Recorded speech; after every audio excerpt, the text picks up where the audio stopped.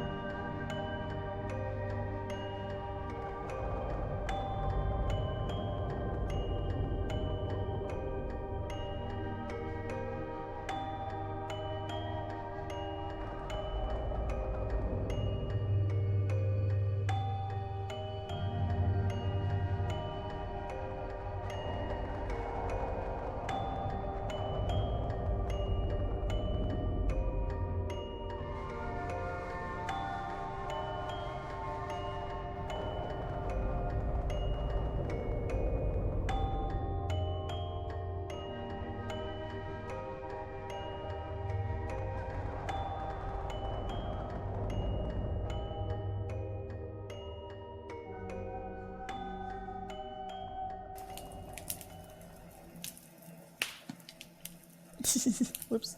The fireplace looking kind of weird today. Okay. I'm happy that everybody is stealing kneecaps. I am, to this day, still surprised that everybody enjoys that one so much. I'm hardly against it, I'm just confused. So, we have the mic borderline in my fucking mouth today. So I'm hoping that this, like, you know, hits the funky little ASMR spot for everybody. Because I really don't want to whisper, because that sounds weird to me. It's not my thing. Like, no shade. No shade at all. But it's not my thing. Everybody's still just snatching kneecaps. You go, guys. Hell yeah. The children are playing. I also have homemade apple juice, which is fucking amazing.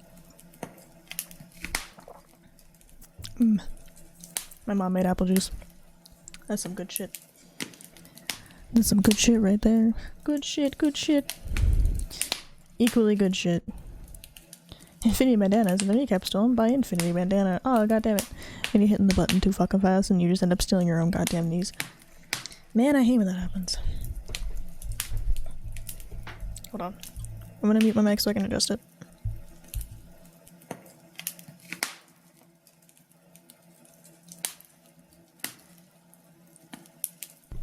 There!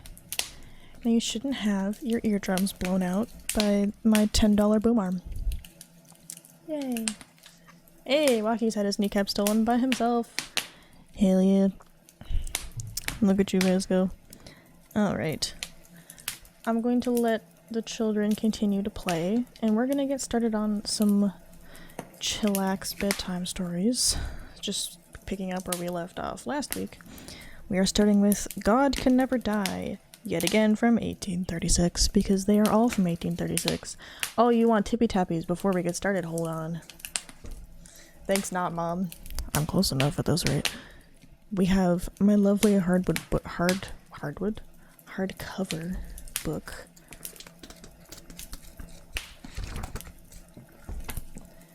And it's so wonderful.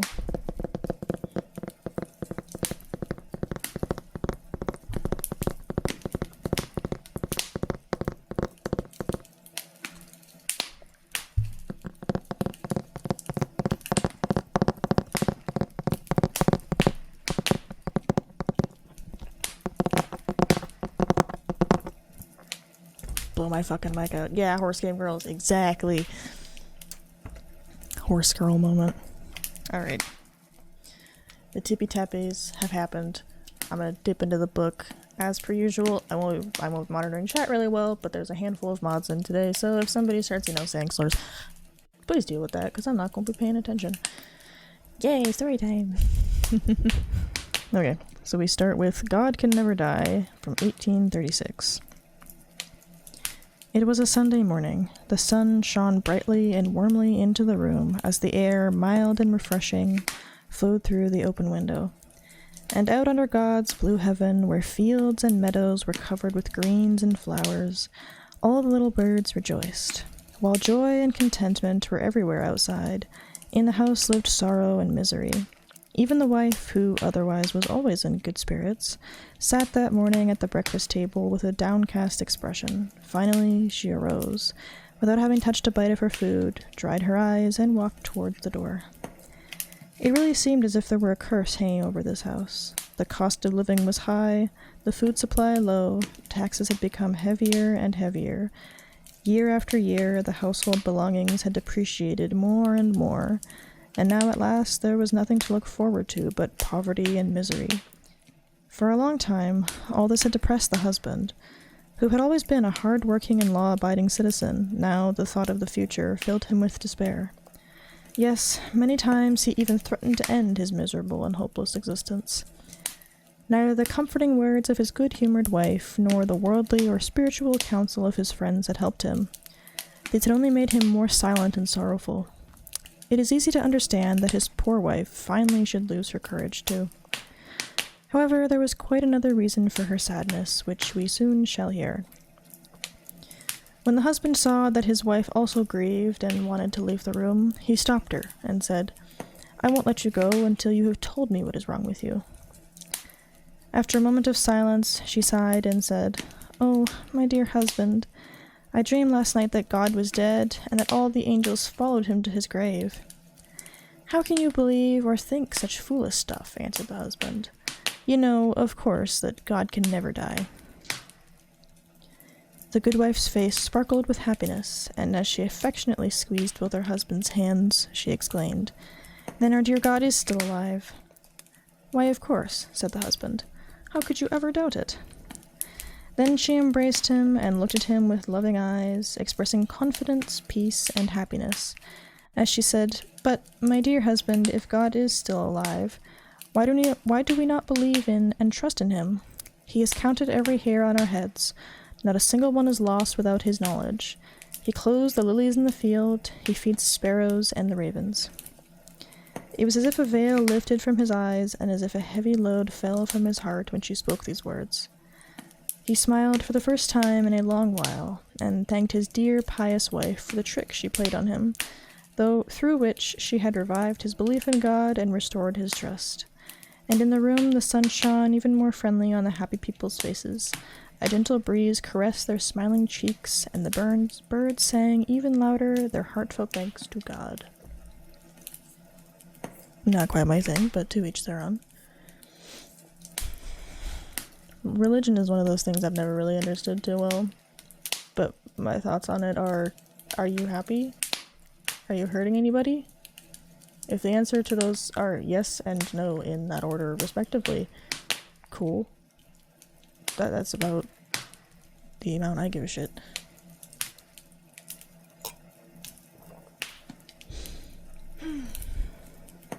Alright. This is the one I was using to test out my mic settings this afternoon. The Talisman from 1836. A prince and a princess were still celebrating their honeymoon. They were extremely happy, only one thought disturbed them, and that was how to retain their present happiness. For that reason, they wished to own a talisman with which to protect themselves against any unhappiness in their marriage. Now, they had often been told about a man who lived out in the forest, acclaimed by everybody for his wisdom and known for his good advice in every need and difficulty. So the prince and princess called upon him and told him about their heart's desire. After the wise man had listened to them, he said, "Travel through every country in the world, and wherever you meet a completely happily married couple, ask them for a small piece of the linen they wear close to the body. And when you receive this, you must always carry it on you. That is a sure remedy." The prince and the princess rode forth, and on their way they soon heard of a knight and his wife who were said to be living the most happily married life. They went to the knight's castle and asked him if his wife, if their marriage was as truly as happy as was rumored.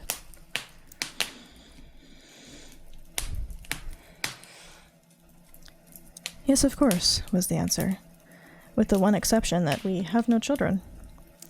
Here, then, the talisman was not to be found, and the prince and princess continued their journey in search of the completely happily married couple. As they traveled on, they came to a country where they heard of an honest citizen who lived in perfect unity and happiness with his wife. So to him they went and asked him if he really was as happily married as people said.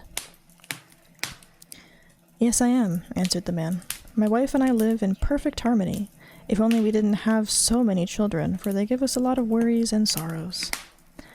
So neither with him was the talisman to be found, and the prince and princess continued their journey through the country, always inquiring about happily married couples, but none presented themselves. One day, as they rode along fields and meadows, they noticed a shepherd close by the road, cheerfully playing his flute. Just then, a woman carrying a child in her arm and holding a little boy by the hand walked toward him. As soon as the shepherd saw her, he greeted her and took the little child, whom he kissed and caressed. The shepherd's dog ran to the boy, licked his little hand, and barked and jumped with joy. In the meantime, the woman arranged a meal she had brought along, and then said, "Father, come and eat now." The man sat down and took of the food, but the first bite he gave to the little boy, and the second he divided between the boy and the dog. All this was observed by the prince and princess, who walked closer and spoke to them, saying, "You must be a truly happily married couple." "Yes, that we are," said the man. "God be praised. No prince or princess could be happier than we are." "Now listen, then," said the prince. "Do us a favor, and you shall never regret it. Give us a small piece of the linen undergarment you wear close to your body." As he spoke, the shepherd and his wife looked strangely at each other, and finally, but he said, "God knows we would be only too happy to give you not only a small piece, but the whole shirt or undergarment, if we only had them, but we own not as much as a rag." So the prince and the princess journeyed on, their mission unaccomplished. Finally, their unsuccessful roaming discouraged them, and they decided to return home. As they passed the wise man's hut, they stopped by, related all their travel experiences, and reproached him for giving such poor advice. At that, the wise man smiled and said, "Has your trip really been all in vain? Are you not returning richer in knowledge?" "Yes," answered the prince. "I have gained this knowledge, that contentment is a rare gift on this earth." "And I have learned," said the princess, "that to be contented one needs nothing more than simply to be contented." Whereupon the prince took the princess's hand, they looked at each other with an expression of deepest love, and the wise man blessed them and said, "In your own hearts you have found the true talisman. Guard it carefully, and the evil spirit of discontentment shall never in all eternity have any power over you." Man's got a point. Not to say that the other people in the story weren't happy per se, but nothing is ever going to be perfect, and if you are just happy with each other and love each other, that's a good chunk of it. Not all of it, because we all know somebody. But most of it.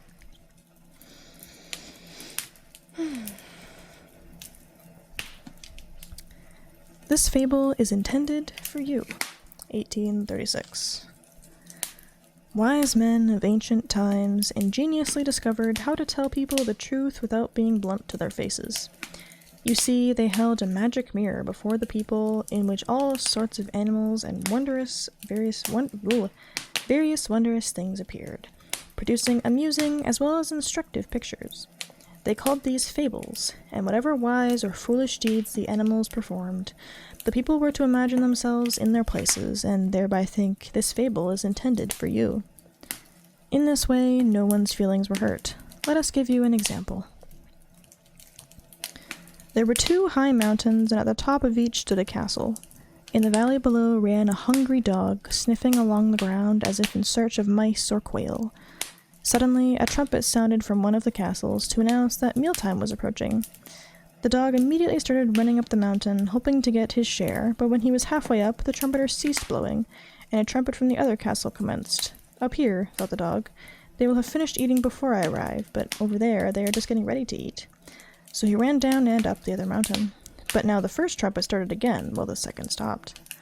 The dog ran down again and up again, and this he continued until both trumpets stopped blowing and the meals were over in both castles. Now guess what the wise men of ancient times would have said about this fable, and who the fool could be who runs himself ragged without gaining anything, either here or there. I had to readjust how I'm sitting.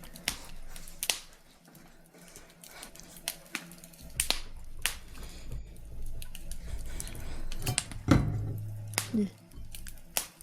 Alright, guess what, folks? We're finally getting out of 1836.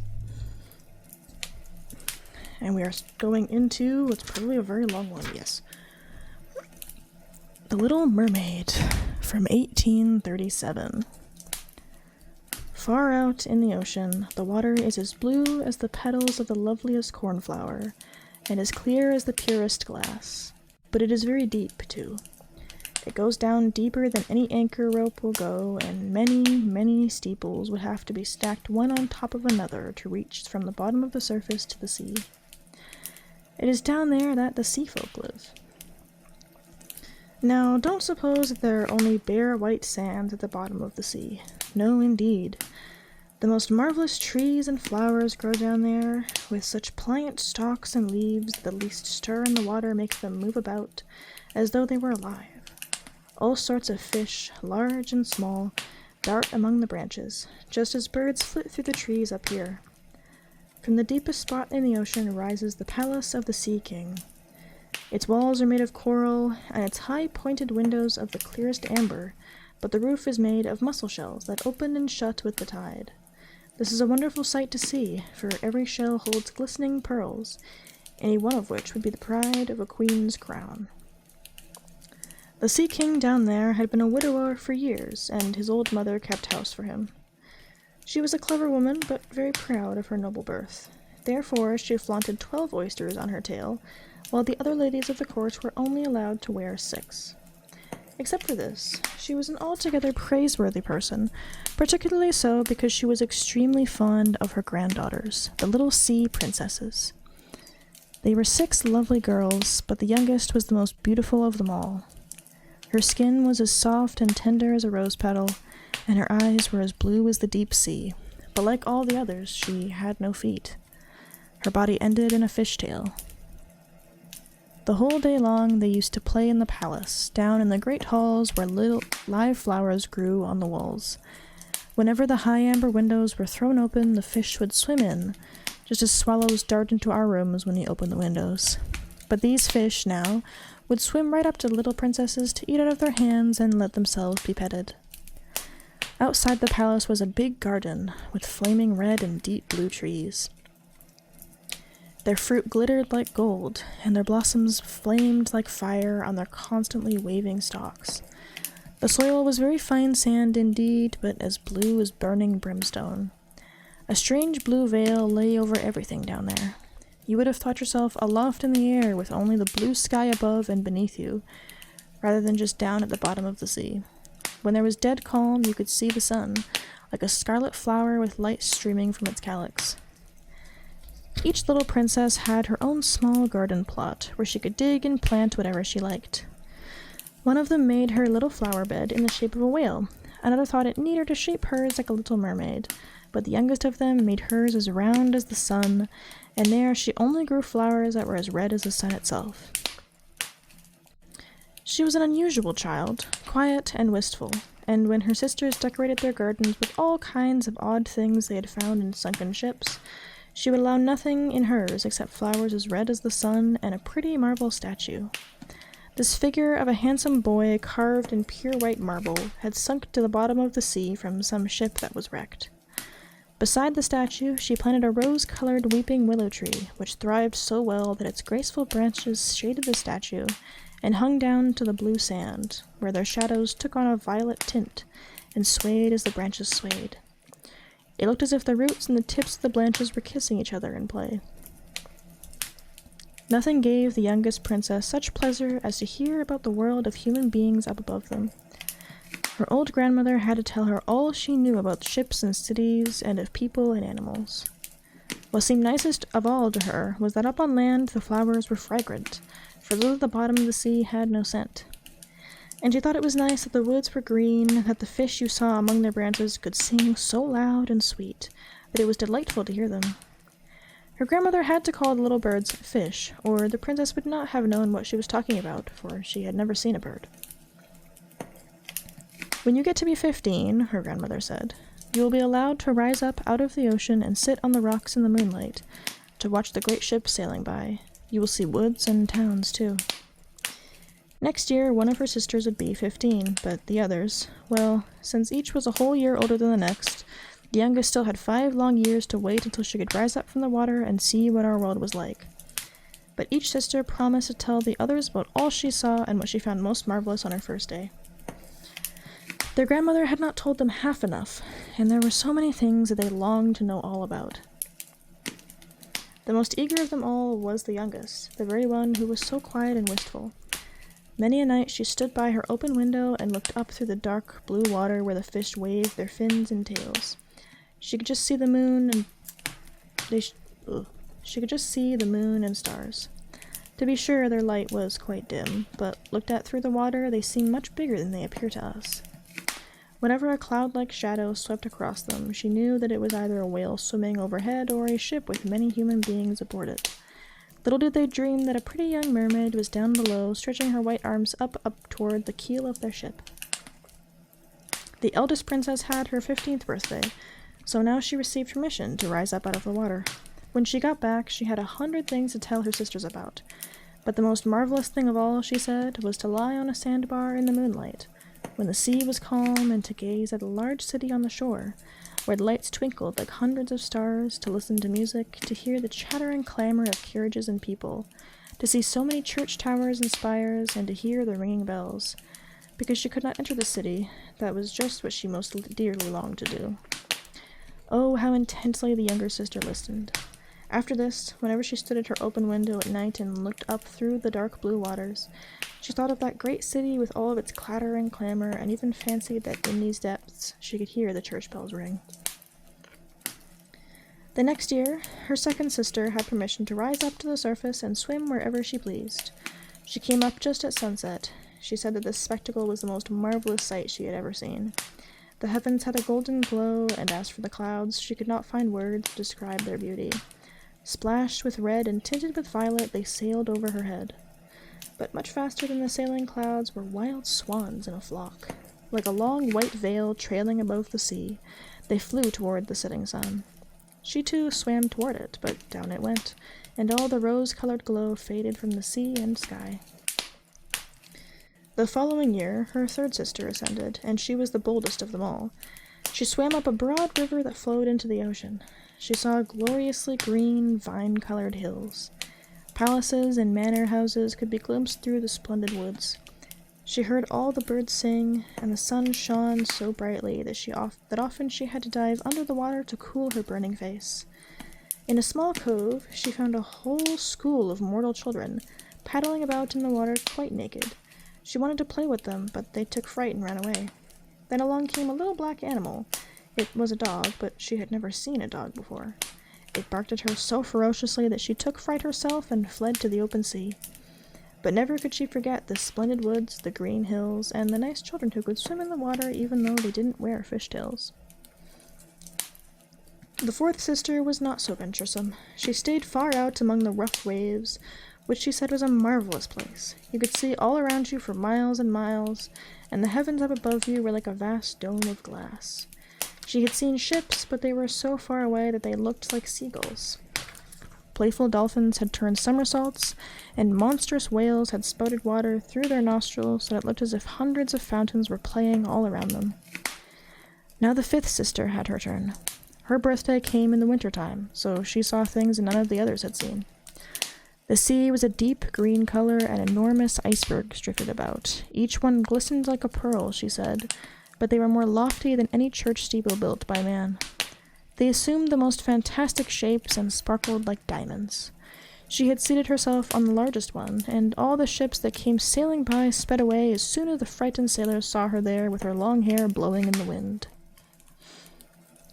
In late evening, clouds filled the sky. Thunder cracked and lightning darted across the heavens. Black waves lifted those great bergs of ice on high, where they flashed when the lightning struck. On all the ships the sails were reefed, and there was fear and trembling. But quietly she sat there upon her drifting iceberg, and watched the blue forked lightning strike the sea. Each of the sisters took delight in the lovely new sights when she first rose up to the surface of the sea. But when they became grown-up girls who were allowed to go wherever they liked, they became indifferent to it. They would become homesick, and in a month they said there was no place at the bottom of the sea where they felt so completely at home. On many an evening, the older sisters would rise to the surface, arm in arm, all 5 in a row. They had beautiful voices, more charming than those of any mortal beings.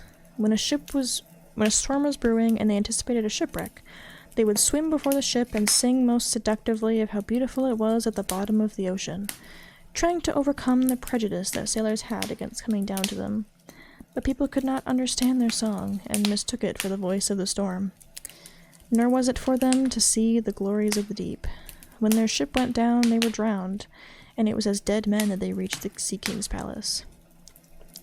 On the evenings when the mermaids rose through the water like this, arm in arm, their youngest sister stayed behind all alone, looking after them and wanting to weep.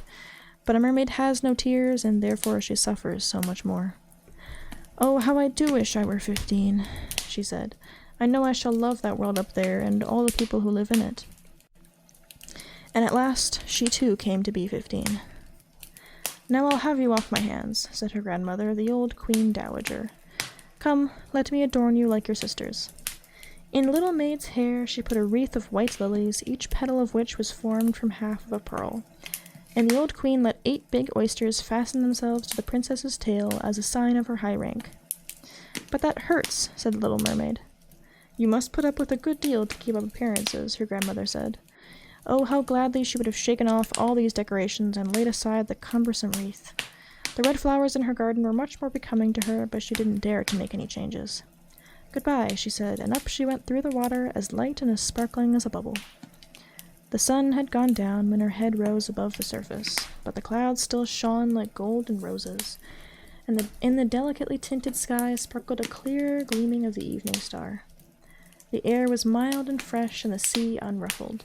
A great 3-master lay in view with only one of all its sails set, for there was not even the whisper of a breeze, and the sailors idled about in the rigging and on the yards. There was music and singing on the ship, and as the night came on, they lighted hundreds of such brightly colored lanterns that one might have thought the flags of all nations were swinging in the air. The little mermaid swam right up to the window of the main cabin, and each time she rose with the swell, she could peep in through the clear glass panes of at the crowd of brilliantly dressed people within. The handsomest of all was a young prince with big dark eyes. He could not be more than 16 years old. It was his birthday, and that was the reason for all the celebration. Up on deck, the sailors were dancing, and when the prince appeared among them, 100 or more rockets flew through the air, making it as bright as day. These startled the little mermaid so badly that she ducked under the water, but she soon peeped up again, and then it seemed as if all the stars in the sky were falling around her. Never had she seen such fireworks. Great suns spun around, splendid firefish floated through the blue air, and all these things were mirrored in the crystal clear sea. It was so brilliantly bright that you could see every little rope of the ship, and the people could be seen distinctly. Oh, how handsome the young prince was! He laughed and he smiled, and he shook people by the hand while the music rang out in the perfect evening. It got very late, but the little mermaid could not take her eyes off the ship and the handsome prince. The brightly colored lanterns were put out, no more rockets flew through the air, and no more cannons boomed. But there was a mutter and a rumble deep down in the sea, and the swell kept bouncing her up so high that she could look into the cabin.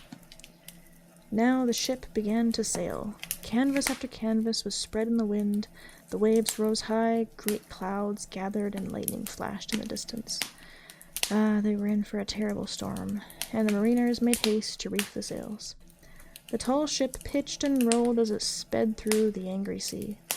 The waves rose up like towering black mountains, as if they would break over the masthead, but the swan-like ship plunged into the valleys between such waves and emerged to ride their lofty heights. To the little mermaid this seemed good sport, but to the sailors it was nothing of the sort. The ship creaked and labored, thick timbers gave way under the heavy blows, waves broke over the ship, the mainmast snapped in two like a reed, the ship listed over on its side, and water burst into the hold. Now the little mermaid saw that people were in peril, and that she herself must take care to avoid the beams and wreckage tossed about by the sea. One moment it would be black as pitch and she couldn't see a thing. The next moment the lightning would flash so brightly that she could distinguish every soul on board. Everyone was looking out for himself as best he could. She watched closely for the young prince, and when the ship split in two, she saw him sink down in the sea. At first, she was overjoyed that he would be with her, but then she recalled that human people could not live under the water, and he could only visit her father's palace as a dead man. No, he should not die. So she swam in among all the floating planks and beams, completely forgetting that they might crush her. She dived through the waves and rode their crests, until at length she reached the young prince, who was no longer able to swim in that raging sea. His arms and legs were exhausted, his beautiful eyes were closing, and he would have died if the little mermaid had not come to help him. She held his head above water and let the waves take him wherever the waves went. At daybreak, when the storm was over, not a trace of the ship was in view. The sun rose out of the waters, red and bright, and its beams seemed to bring the glow of life back to the cheeks of the prince, but his eyes remained closed. The mermaid kissed his high and shapely forehead. As she stroked his wet hair in place, it seemed to her that he looked like the marble statue in her little garden. She kissed him again and hoped that he would live. She saw dry land rise before her in high blue mountains, topped with snow and glistening white, as if a flock of swans were resting there. Down by the shore were splendid green woods, and in the foreground stood a church, or perhaps a convent, she didn't know which, but anyway, it was a building. Orange and lemon trees grew in its garden, and tall palm trees grew beside the gateway. Here the sea formed a little harbor, quite calm and very deep. Fine white sand had been washed up below the cliffs. She swam there with the handsome prince, and stretched him out on the sand, taking special care to pillow his head up high in the warm sunlight. The bells began to ring in the great white building, and a number of young girls came out into the garden. The little mermaid swam away behind some tall rocks that stuck out of the water. She covered her hair and her shoulders with foam so that no one could see her tiny face, and then she watched to see who would find the poor prince. In a little while, one of the young girls came upon him. She seemed frightened, but only for a minute. Then she called more people. The mermaid watched the prince regain consciousness and smile at everyone around him, but he did not smile at her, for he did not even know that she had saved him. She felt very unhappy, and when they led him away to the big building, she dived sadly down into the water and returned to her father's palace. She had always been quiet and wistful, and now she became much more so. Her sisters asked her what she had seen on her first visit up to the surface, but she would not tell them a thing. Many evenings and many mornings, she revisited the spot where she had left the prince. She saw the fruit in the garden ripened and harvested, and she saw the snow on the high mountain melted away, but she did not see the prince, so each time she came home sadder than she had left. It was her one consolation to sit in her little garden and throw her arms around the beautiful marble statue that looked so much like the prince. But she took no care of her flowers now. They overgrew the paths until the place was a wilderness, and their long stalks and leaves became so entangled in the branches of the tree that it cast a gloomy shade. Finally, she couldn't bear it any longer. She told her secret to one of her sisters. Immediately, all the other sisters heard about it. No one else knew, except a few more mermaids who told no one except their most intimate friends. One of these friends knew who the prince was. She too had seen the birthday celebration on the ship. She knew where he came from and where his kingdom was. "Come, little sister," said the other princesses. Arm in arm, they rose from the water in a long row, right in front of where they knew the prince's palace stood. It was built of pale, glistening, golden stone with great marble staircases, one of which led down to the sea. Magnificent gilt domes rose above the roof, and between the pillars all around the building were marble statues that looked most lifelike. Through the clear glass of the lofty windows, one could see into the splendid halls, with their costly silk hangings and tapestries and walls covered with paintings that were delightful to behold. In the center of the main hall, a large fountain played its columns of spray up to the glass-domed roof, through which the sun shone down on the water and upon the lovely plants that grew in the big basin. Now that she knew where he lived, many an evening and many a night she spent there in the sea. She swam much closer to shore than any of her sisters would dare venture, and she went even went far up a narrow stream, under the splendid marble balcony that cast its long shadow in the water. Here she used to sit and watch the young prince when he thought himself quite alone in the bright moonlight. On many evenings she saw him sail out in his fine boat with music playing and flags aflutter. She would peep out through the green rushes, and if the wind blew her long silver veil, anyone who saw it mistook it for a swan spreading its wings. On many nights she knew the fishermen come out to sea with their torches and heard them tell about how kind the young prince was. This made her proud to think that it was she who saved his life when he was buffeted about, half dead among the waves. And she thought of how softly his head rested on her breast, and how tenderly she had kissed him, although he knew nothing of all this, nor could he even dream of it. To readjust how I said it. Increasingly, she grew to like human beings, and more she longed to live among them. Their world seemed so much wider than her own, for they could skim over the sea in ships, and mount up into the lofty peaks high over the clouds, and their lands stretched out in woods and fields farther than the eye could see. There was so much she wanted to know. Her sisters could not answer all her questions, so she asked her old grandmother, who knew about the upper world, which was what she said was the right name for the countries above the sea. "If men aren't drowned," the little mermaid asked, "do they live on forever? Don't they die, as we do down here in the sea?" "Yes," the old lady said, "they too must die, and their lifetimes are even shorter than ours. We can live to 300 years old, but when we perish, we turn into mere foam on the sea, and haven't even a grave down here among our dear ones. We have no immortal soul, no life hereafter. We are like the green seaweed. Once cut down, it never grows again. Human beings, on the contrary, have a soul that lives forever, long after their bodies have turned to clay. It rises through the thin air up to the shining stars. Just as we rise through the water to see the lands on earth, so men rise up to beautiful places unknown, which we shall never see." "Why weren't we given an immortal soul?" the mermaid sadly asked. "I would gladly give up my 300 years if I could be a human being only for a day, and later share in that heavenly realm." "You must not think about that," said the old lady. "We fare much more happily and are much better off than the folk up there." Then I must also die and float a soul upon the sea, not hearing the music of the waves and seeing neither the beautiful flowers nor the red sun. Can I do anything at all to win an immortal soul?"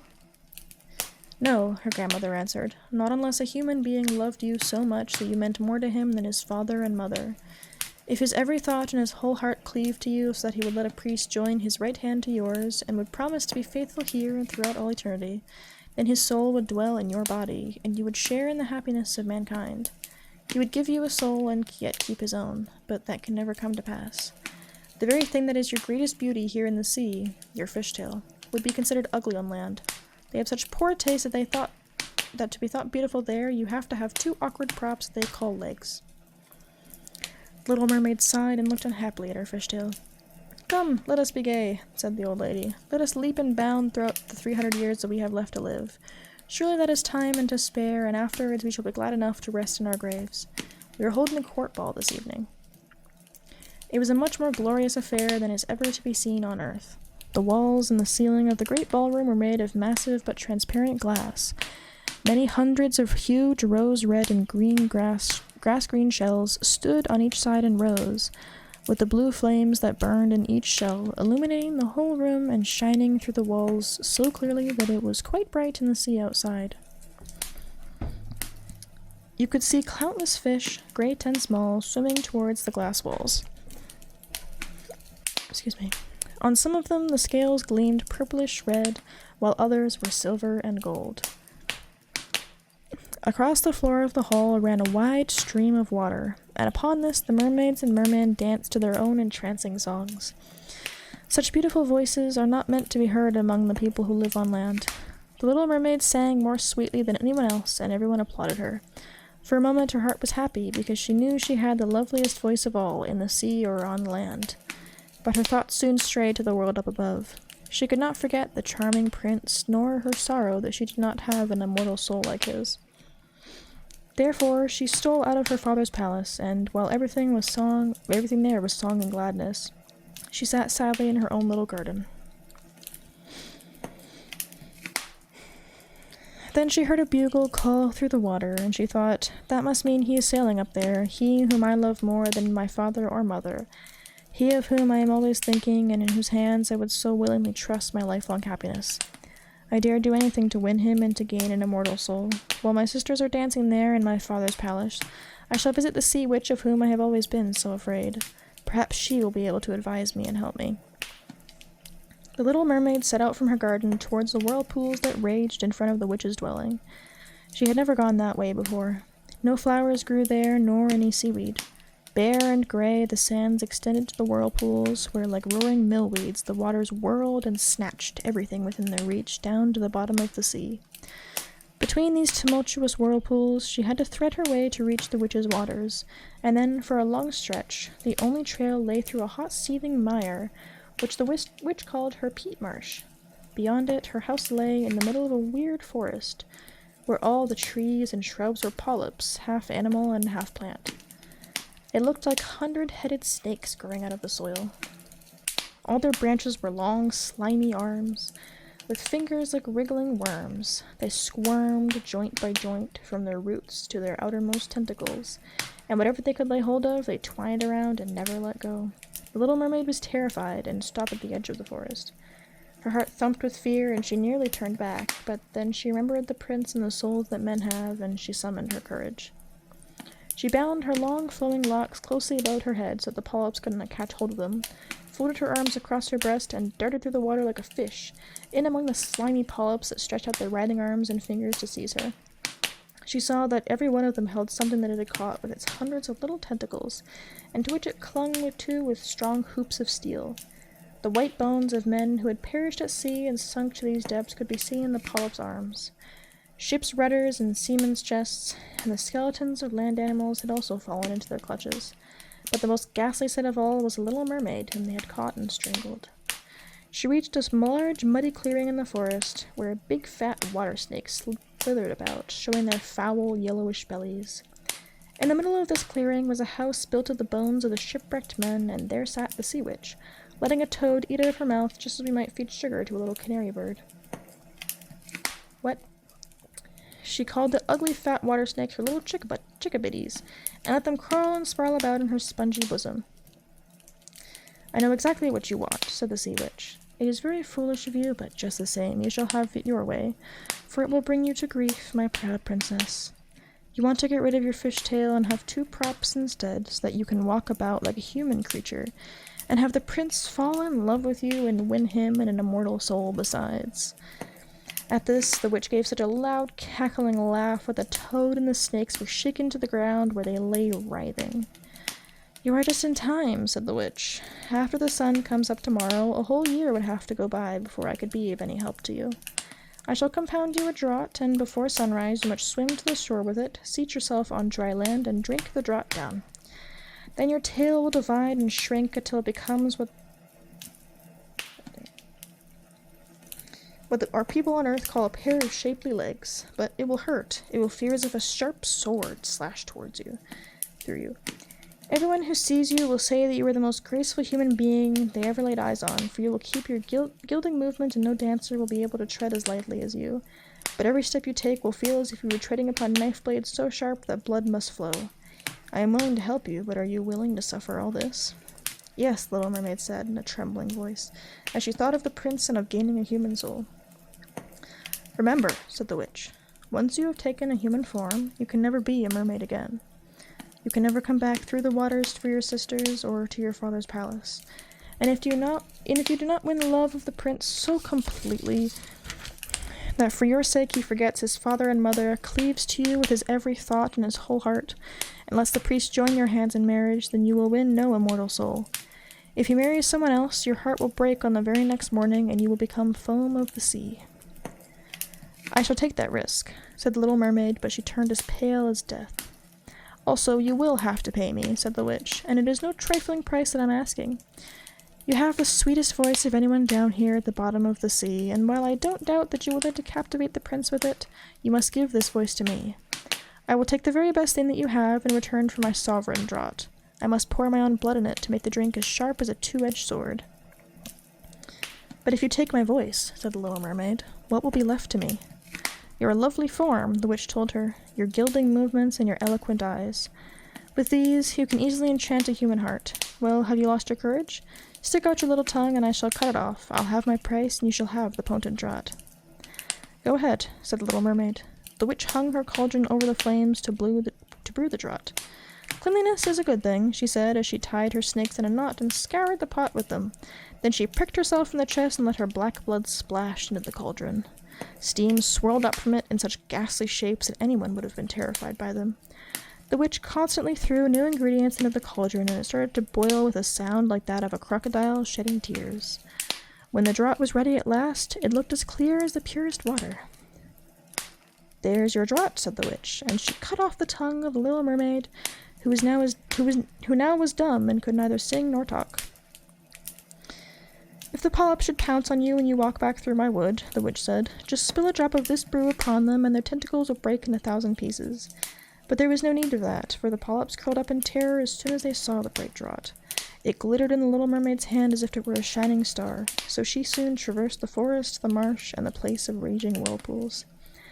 She could see her father's palace. The lights had been snuffed out in the great ballroom, and doubtless everyone in the palace was asleep, but she dare not go near them, now that she was stricken dumb and was leaving her home forever. Her heart felt as if it would break with grief. She tiptoed into the garden, took one flower from each of her sister's little pots, blew 1,000 kisses towards the palace, and then mounted up through the dark blue sea. The sun had not yet risen when she saw the prince's palace. As she climbed his splendid marble staircase, the moon was shining clear. The little mermaid swallowed the bitter, fiery draught, and it was as if a two-edged sword struck through her frail body. She swooned away and lay there as if she were dead. When the sun rose over the sea, she awoke and felt a flash of pain, but directly in front of her stood the handsome young prince, gazing at her with his coal-black eyes. Lowering her gaze, she saw that her fishtail was gone, and that she had the loveliest pair of white legs any young maid could hope to have. But she was naked, so she clothed herself in her own long hair. The prince asked who she was and how she came to be there. Her deep blue eyes looked at him tenderly but sadly, for she could not speak. Then he took her hand and led her into his palace. Every footstep felt as if she were walking on the blades and points of sharp knives, just as the witch had foretold, but she gladly endured it. She moved lightly as a bubble as she walked beside the prince. He and all who saw her marveled at the grace of her gilding walk. Once clad in the rich silk and muslin garments that were provided for her, she was the loveliest person in all the palace, though she was dumb and could neither sing nor speak. Beautiful slaves attired in silken cloth of gold came to sing before the prince and his royal parents.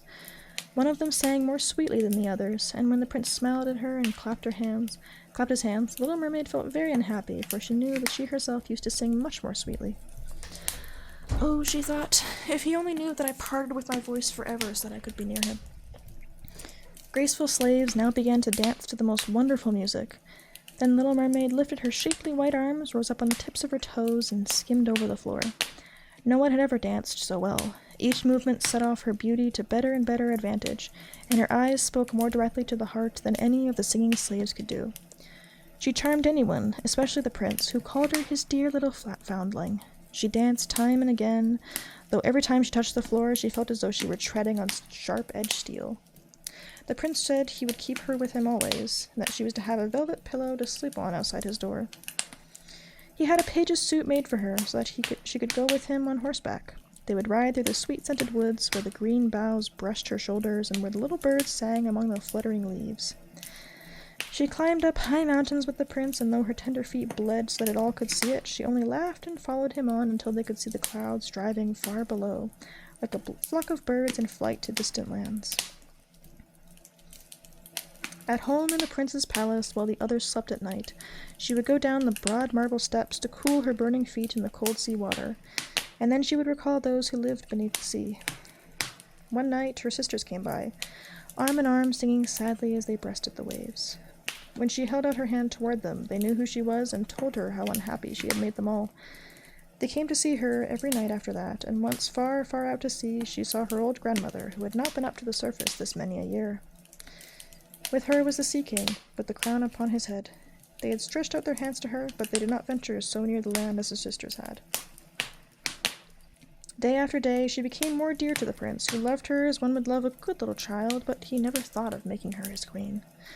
Yes, she had to be his wife, or she would never have an immortal soul, and on the morning after his wedding, she would turn into foam on the waves. "Don't you love me best of all?" The little mermaid's eyes seemed to question him, when he took her in his arms and kissed her lovely forehead. Yes, you are most dear to me, said the prince, for you have the kindest heart. You love me more than anyone else does, and you look so much like a young girl I once saw but shall never find again. I was on a ship that was wrecked, and the waves cast me ashore near a holy temple where many young girls performed the rituals. The youngest of them found me beside the sea and saved my life. Though I saw her no more than twice, she is the only person in all the world whom I could love, but you are so much like her that you almost replace the memory of her in my heart. She belongs to that holy temple, therefore it is my good fortune that I have you. We shall never part. Alas, he doesn't know that it was I who saved his life, the little mermaid thought. I carried him over the sea to the garden where the temple stands. I hid behind the foam and watched to see if anyone would come. I saw the pretty maid he loves better than me. A sigh was the only sign of her deep distress, for a mermaid cannot cry. He says that the other maid belongs to the holy temple. She will never come out into the world, so they will never see each other again. It is I who will care for him, love him, and give all my life to him. Now, rumors arose that the prince was to wed a beautiful daughter of a neighboring king, and that it was for this reason he was having such a superb ship made ready to sail. The rumor ran that the prince's real interest in visiting the neighboring kingdom was to see the king's daughter, and that he was to travel with a lordly retinue. The little mermaid shook her head and smiled, for she knew the prince's thoughts far better than anyone else did. I am forced to make this journey. I must visit the beautiful princess, for this is my parents' wish, but they would not have me bring her home as my bride against my own will, and I can never love her. She does not resemble the lovely maiden in the temple as you do, and if I were to choose a bride, I would sooner choose you, my dear mute foundling with those telling eyes of yours. And he kissed her on the mouth, fingered her long hair, and laid his head against her heart, so that she came to dream of mortal happiness and an immortal soul. I trust you aren't afraid of the sea, my silent child, he said, as they went on board the magnificent vessel that was to carry them to the land of the neighboring king. And he told her stories of storms, of ships becalmed, of strange deep sea fish, and of wonders the divers had seen. She smiled at such stories, for no one knew about the bottom of the sea as well as she did. In the clear moonlight, when everyone except the man at the helm was asleep, she sat on the side of the ship gazing down through the transparent water, and fancied she could catch glimpses of her father's palace. On the topmost tower stood her old grandmother, wearing her silver crown and looking up at the keel of the ship through the rushing waves. Then her sisters rose to the surface, looked at her sadly, and wrung their white hands. She smiled and waved, trying to let them know that all went well and she was happy. But along came the cabin boy, and her sisters dived out of sight so quickly that the boy supposed the flash of white he had seen was merely foam on the sea. Next morning, the ship came into the harbor of the neighboring king's glorious city. All the church bells chimed and trumpets were sounded from all the high towers, where the soldiers lined up with flying banners and glittering bayonets. Every day had a new festivity, as one ball or levee followed another, but the princess was still to appear. They said she was brought up in some faraway sacred temple where she was learning every royal virtue, but she came at last. The little mermaid was curious to see how beautiful this princess was, and she had to grant that a more exquisite figure she had never seen. The princess's skin was clear and fair, and behind the long dark lashes her deep blue eyes were smiling and devoted. "It was you," the prince cried. "You are the one who saved me when I lay like a dead man beside the sea." He clasped the blushing bride of his choice in his arms. "Oh, I am happier than a man should be," he told his little mermaid. "My fondest dream that I never dared to hope has come true. You will share in my greatest joy, for you love me more than anyone else." The little mermaid kissed his hand and felt that her heart was beginning to break. For the morning after his wedding day would see her dead and turned to watery foam. All the church bells rang out, and heralds rode through the streets to announce the wedding.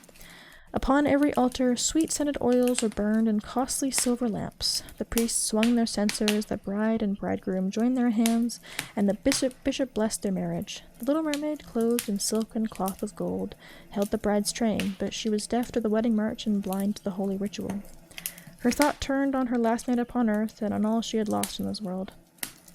That same evening, the bride and bridegroom went aboard the ship. Cannons thundered and banners waved. On the deck of the ship, a royal pavilion of purple and gold was set up and furnished with luxurious cushions. Here the wedded couple were to sleep on that calm, clear night. The sails swelled in the breeze, and the ship glided so lightly that it scarcely seemed to move over the quiet sea. At nightfall, brightly colored lanterns were lighted, and the mariners merrily danced on the deck.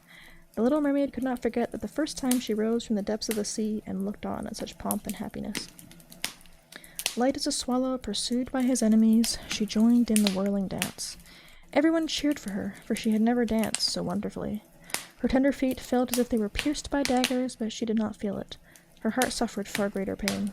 She knew this was the last evening that she would ever see him, for whom she had forsaken her home and family, for whom she had sacrificed her lovely voice and suffered such constant torment, while he knew nothing of all these things.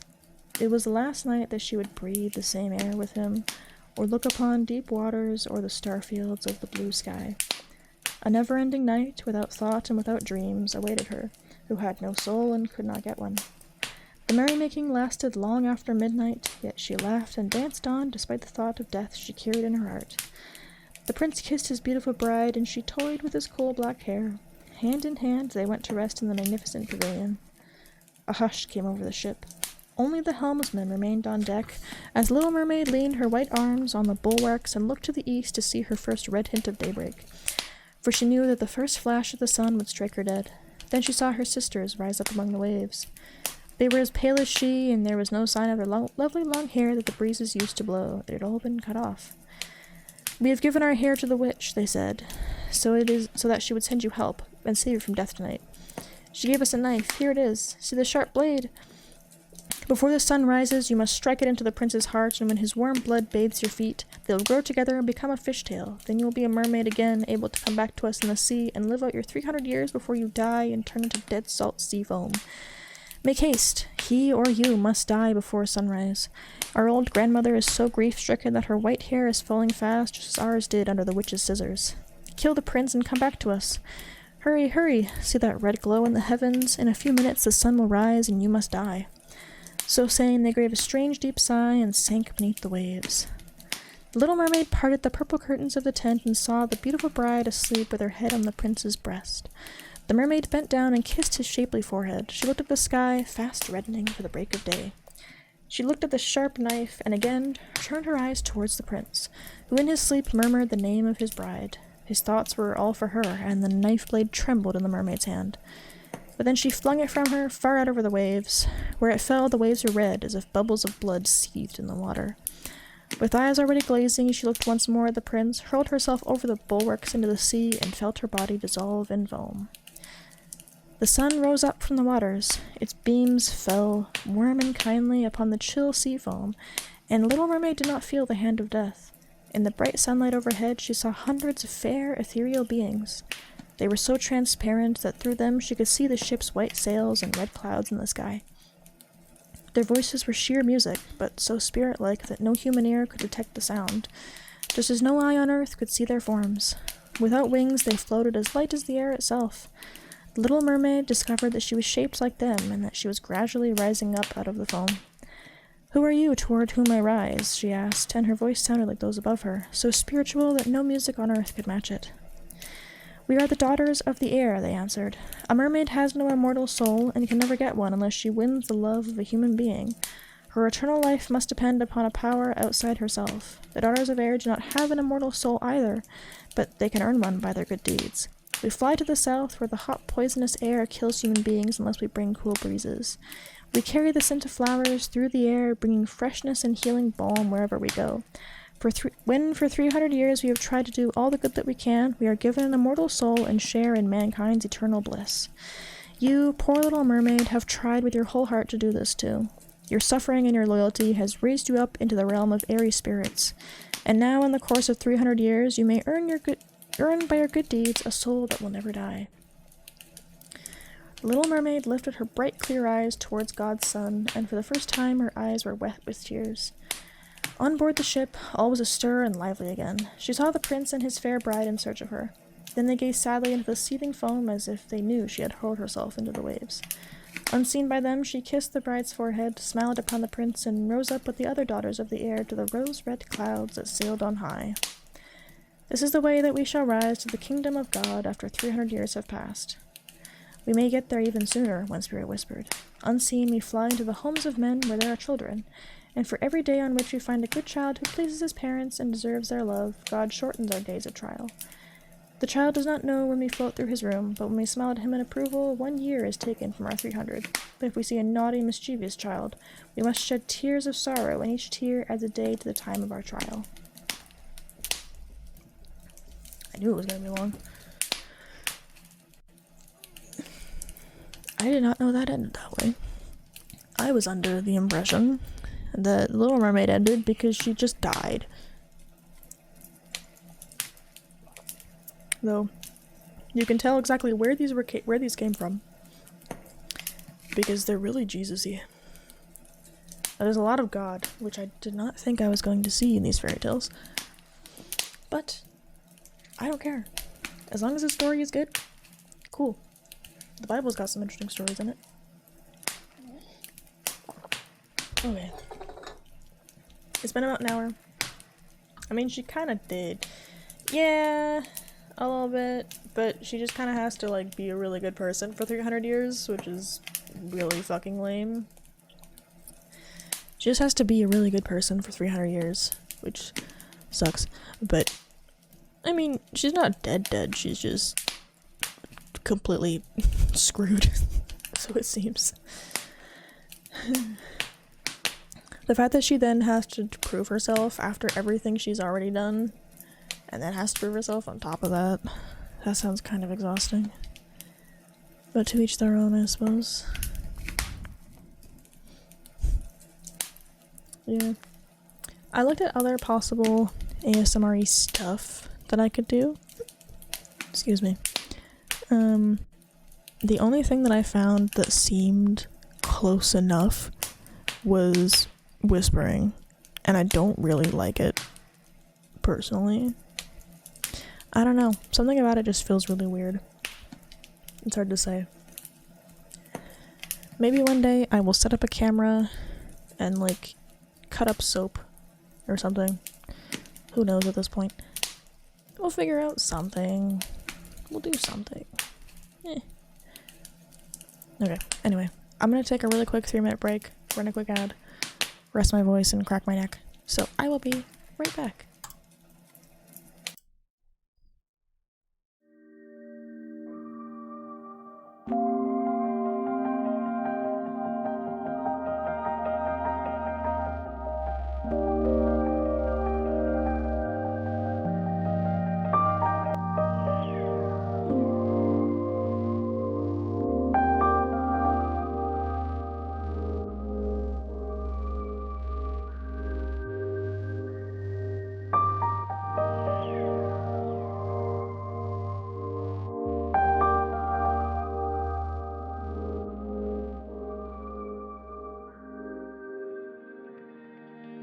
Heating up.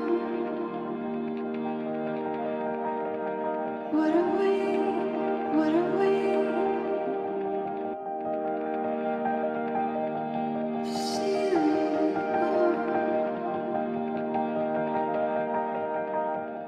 Be you, see.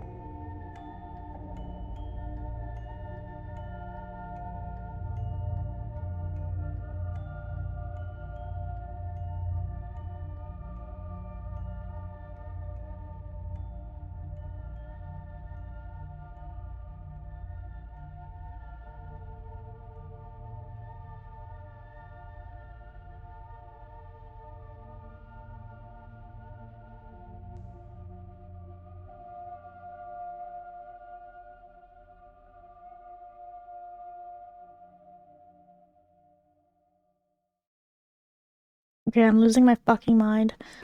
Why am I small? Why am I fucking small? Less small.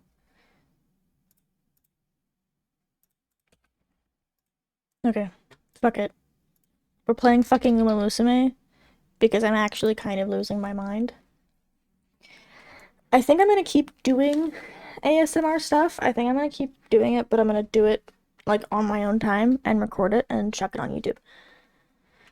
Because, fucking god. I'm sorry, it's really boring to do it for 2 hours. Okay, hold on. Let me turn all my redeems back on.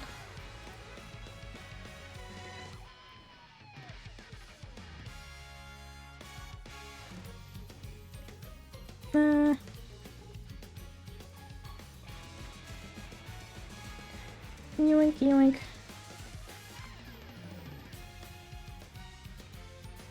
Why do I have so many fucking redeems? Why have I done this to myself? Oh fuck, I can't believe you've done this. Okay. Is the game working?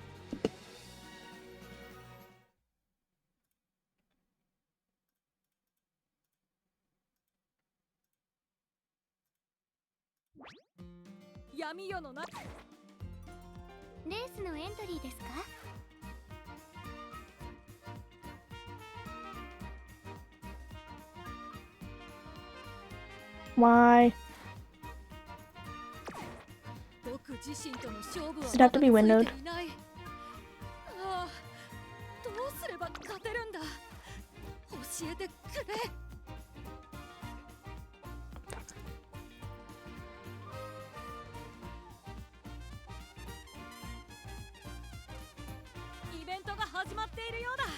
Shut up.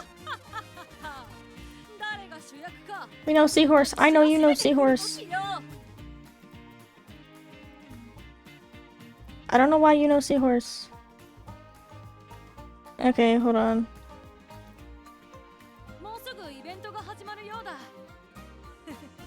Oh lord.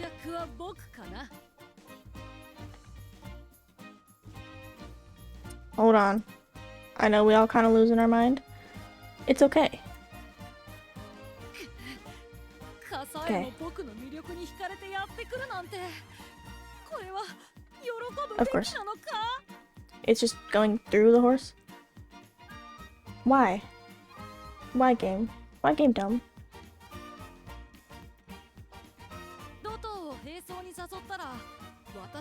Okay. Cool.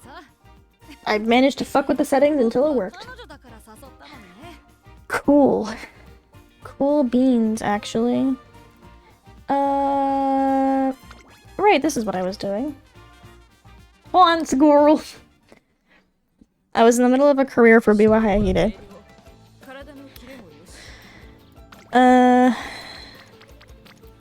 Not the worst so far, but not the best.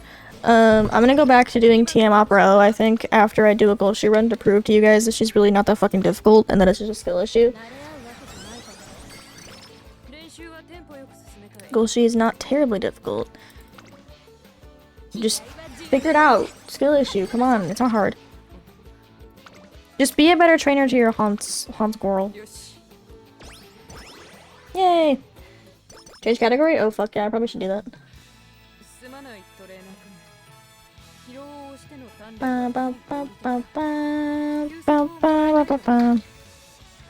Okay, we horse.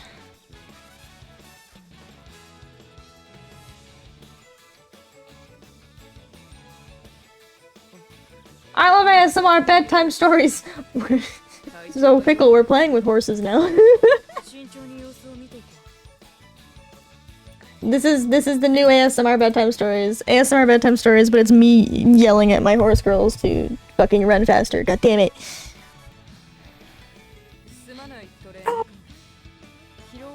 God. It'd be logical to train with this shop.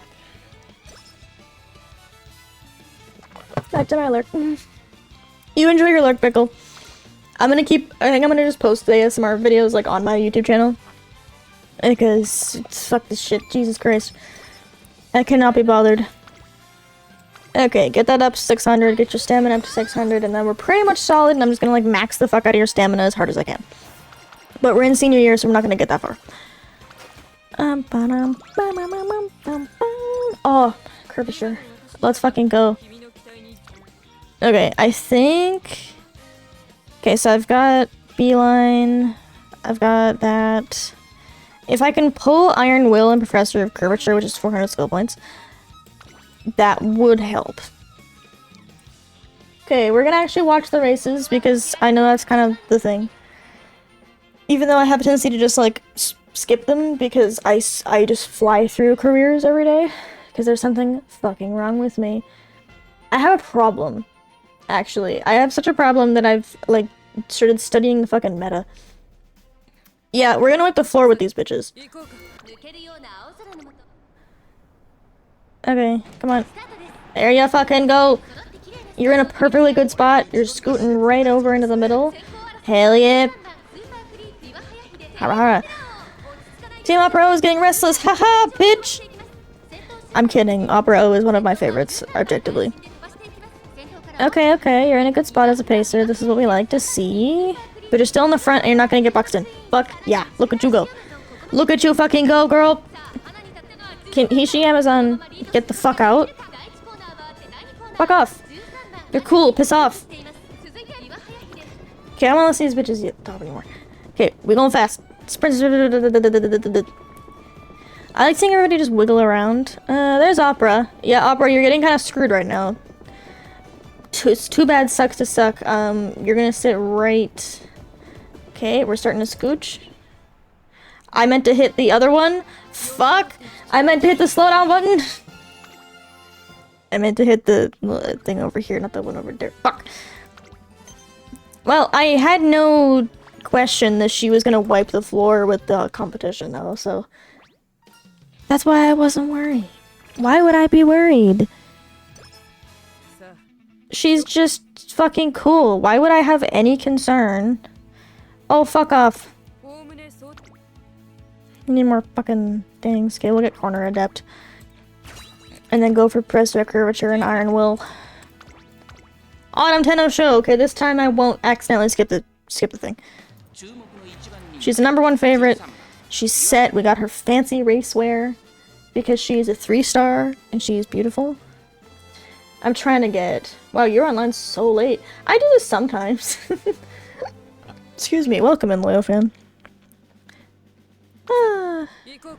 Okay, I don't care about the beginning. Fuck off. Where's my girl at? Okay, my girl's on the outside too, so the likelihood of getting boxed in is really low. Okay. Come on, get yourself in a nice little spot. Are you from America? Here's 4 AM. It is 7 PM here. I am from America. If it's 4 AM, I assume that you're somewhere over there. Do not get rushed! Don't do that! You have 400 wit. Come on. You're fine. You're fine. Don't do this to me. You can do it. I've trained you so good. We train so good. That makes sense. Where are you from? If you're from Sweden, again, I swear to God. There's so many. I keep collecting them. I'm at the point where I might as well just fucking learn Swedish. If I just start collecting more. Okay, Hayahita is in a pretty good spot. She's in a good spot. She's in a good spot.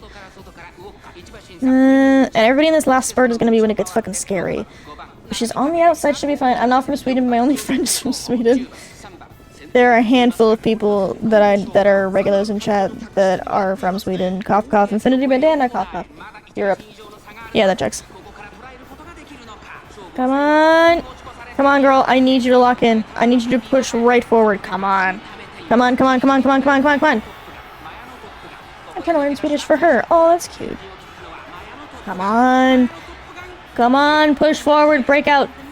Push, push, push, push, push, push, push, push, push.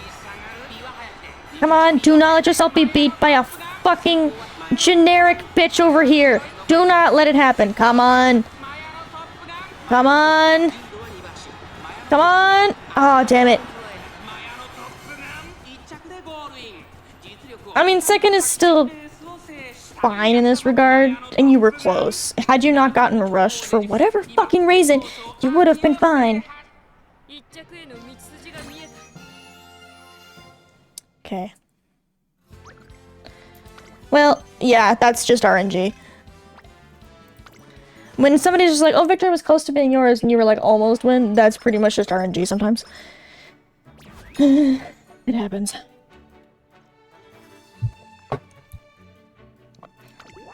I mentioned learning Swedish, and Infinity was like, cool, here's a cuss. And that's about my knowledge of Swedish.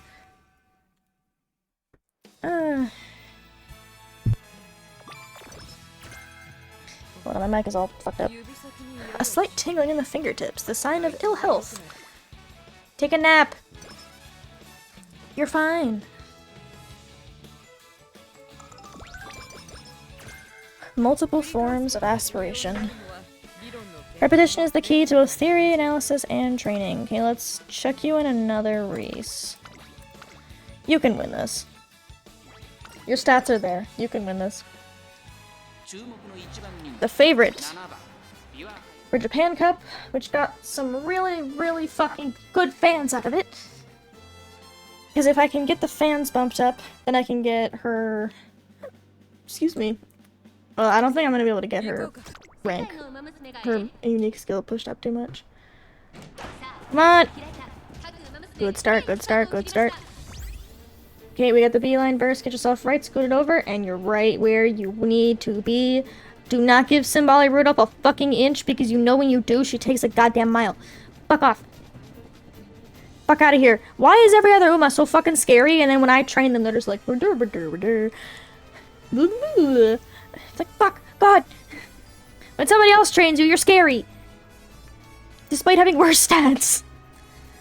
Yeah, but you're in a really good position, so I'm not concerned about really anything. Get out of that box. Get out of that box. Get out of that box. Get your ass out of that box, Biwa. Please, please, please, please, please, please don't get yourself boxed in right now. Come on.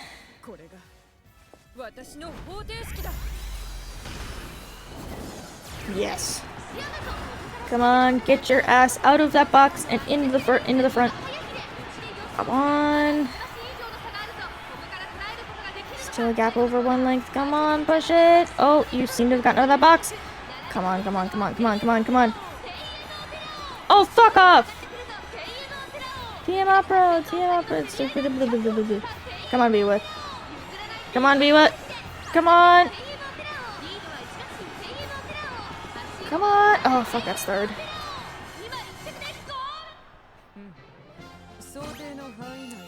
So close, too. Jesus. Right in the nose. Power breaking out of traffic. She got boxed in. Fuck out of here. There was no problem breaking out of traffic. It's just sometimes you get screwed over. But what I needed was the skill points. Da, da, da. Okay. Seals. Let's pop you on to Professor of Curvature. Perfect. We love an extra gold skill. And slam some stamina in for the Ari McKinnon. Then you will be making some progress. What do we got? Yeah!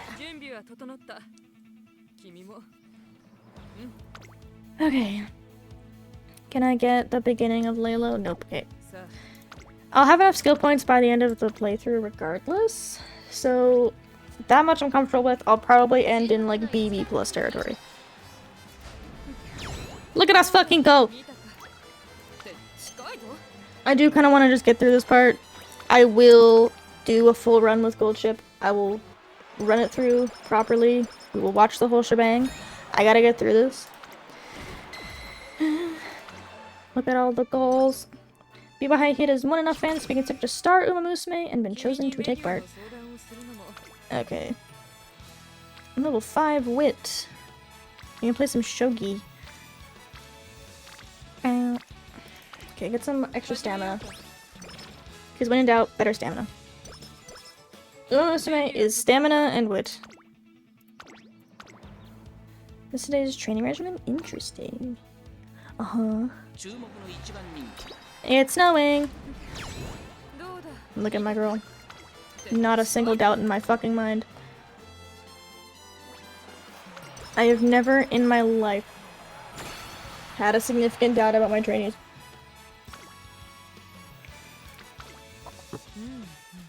Play Shogi.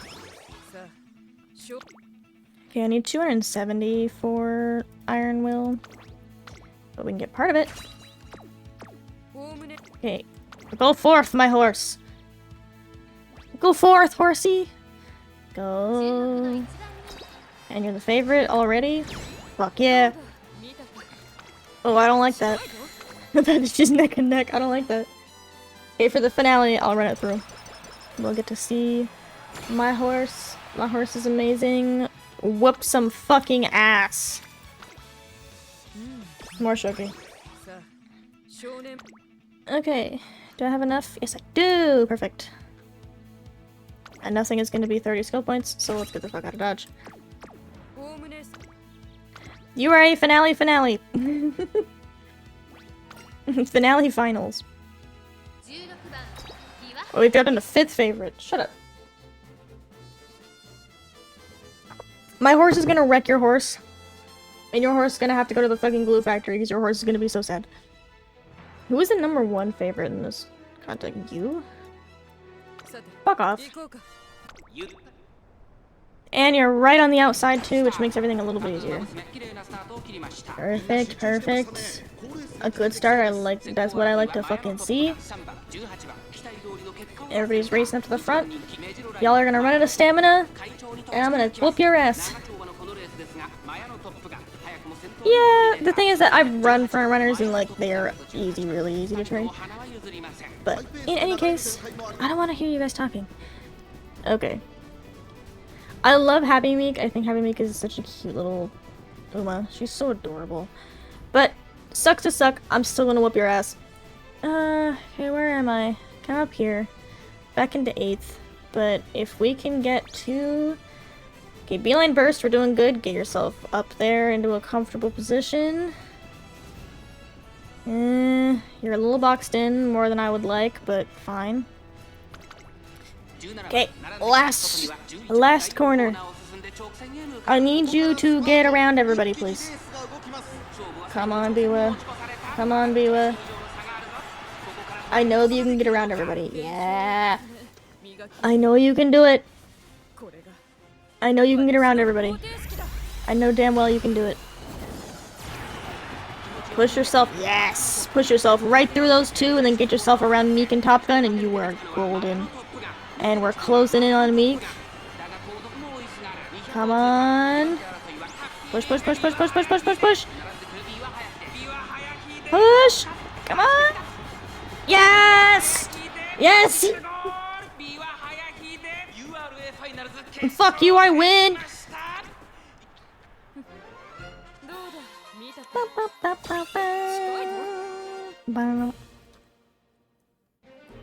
She gets annoyed because when you're too close, it looks like her head is too big.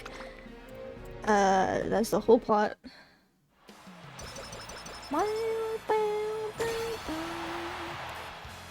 Okay. Send you right the fuck forward. Whatever the fuck this is, but hey, it looked kinda tasty though. Oh, I haven't gotten this one yet. Cool. Biwa Hayahide has completed the initial and most crucial 3 years of her career, and the Aria McKinnon is over as well. As the older of the two powerhouse sisters, there's a lot she still has to do. For starters, trainer. It's my phone. What'd you do? Brian sent a message. She asked me to hang out this weekend. Your sister wants to hang out with you, and you're like, fuck. She asked me to hang out this weekend. How are you be so nonchalant? This is an emergency. She went out of her way to invite me out, and specifically this weekend. It's almost like we're normal sisters. Well, you kind of are sisters. I know. It's been ages since she reached out to invite me anywhere, and since she wants to meet during our time off, there's a high probability that she needs a favor or something serious to talk about. What should I do if she needs advice? I'm not even sure how to answer her as her older sister. I just hope I won't disappoint her. You're in your head too much. There's a good chance that she just wants to hang out.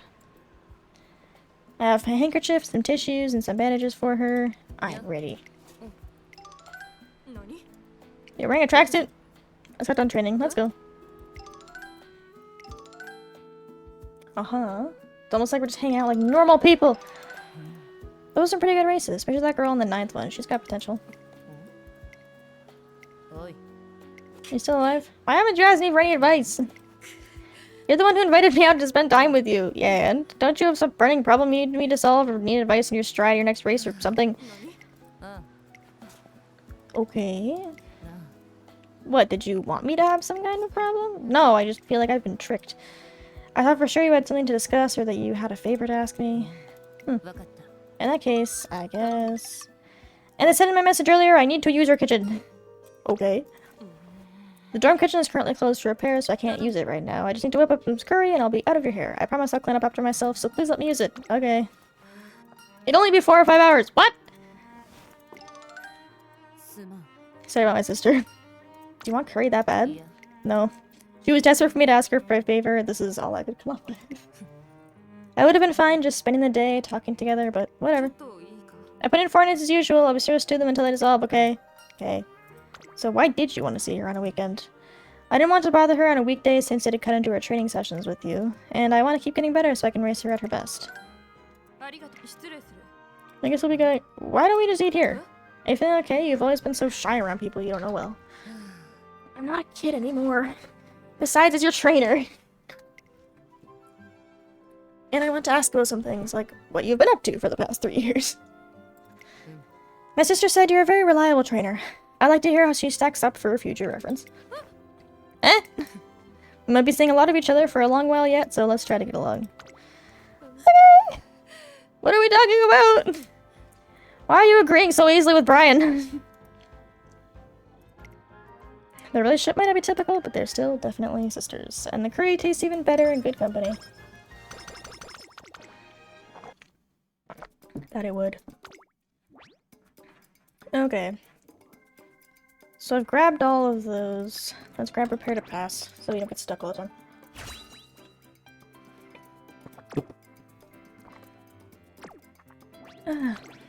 Okay.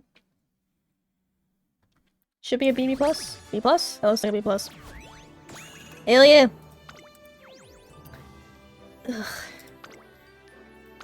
Kind of ass Sparks, but okay. Hi! I've been recording. I am recording and I am sending the recording to the fucking FBI. Thank you for the sub. You've been sub for 19 months. I was talking with this the other day, how, like, this sounds like I'm, this sounds like a weird thing to say, but it is, like, really fun that you've literally just been around since the beginning and been subscribed since, like, the second I got fucking affiliate. It's so cool and I love talking about it. So, thank you. Hi, Junibug! Welcome in! I'm glad that you like my autism creature. I love my little autism creature. She's adorable. Okay, let's grab that. Can you tell that I have a fucking problem? Get ready for spam on Cord. Oh, fuck yeah. There's streamer mode on Discord, so it won't go off. Because I'm God. Curly my favorite emote. Hell yeah. I want to make more fuck-ass emotes because it's so good. I need to make a tentacle. Like the one that Miko Psycho put up in one of his messages. Because, God, that one is so funny. I need a tentacle. I need to make a tentacle. I can do it. It's gonna take a little extra time. Excuse me. Fuck-ass emotes are the best. Fuck-ass was held for bullying. Okay. I have done a bajillion of fucking gold ship runs. I've gotten her unique epithet. This one, unpredictable. I've gotten it. It's a pain in my ass. Because there was Golshi week, and I was just sprinting through. Enjoy your lurk, Miko Psycho. Thank you for lurking, thank you for helping, and we love you. I have done so much bullshit with this fuck-ass horse.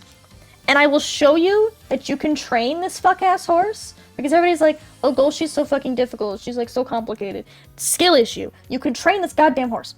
Now, a good chunk of it, as you can tell by the fact that I have a bunch of veteran Umas, is a good chunk of it is going to be Sparks.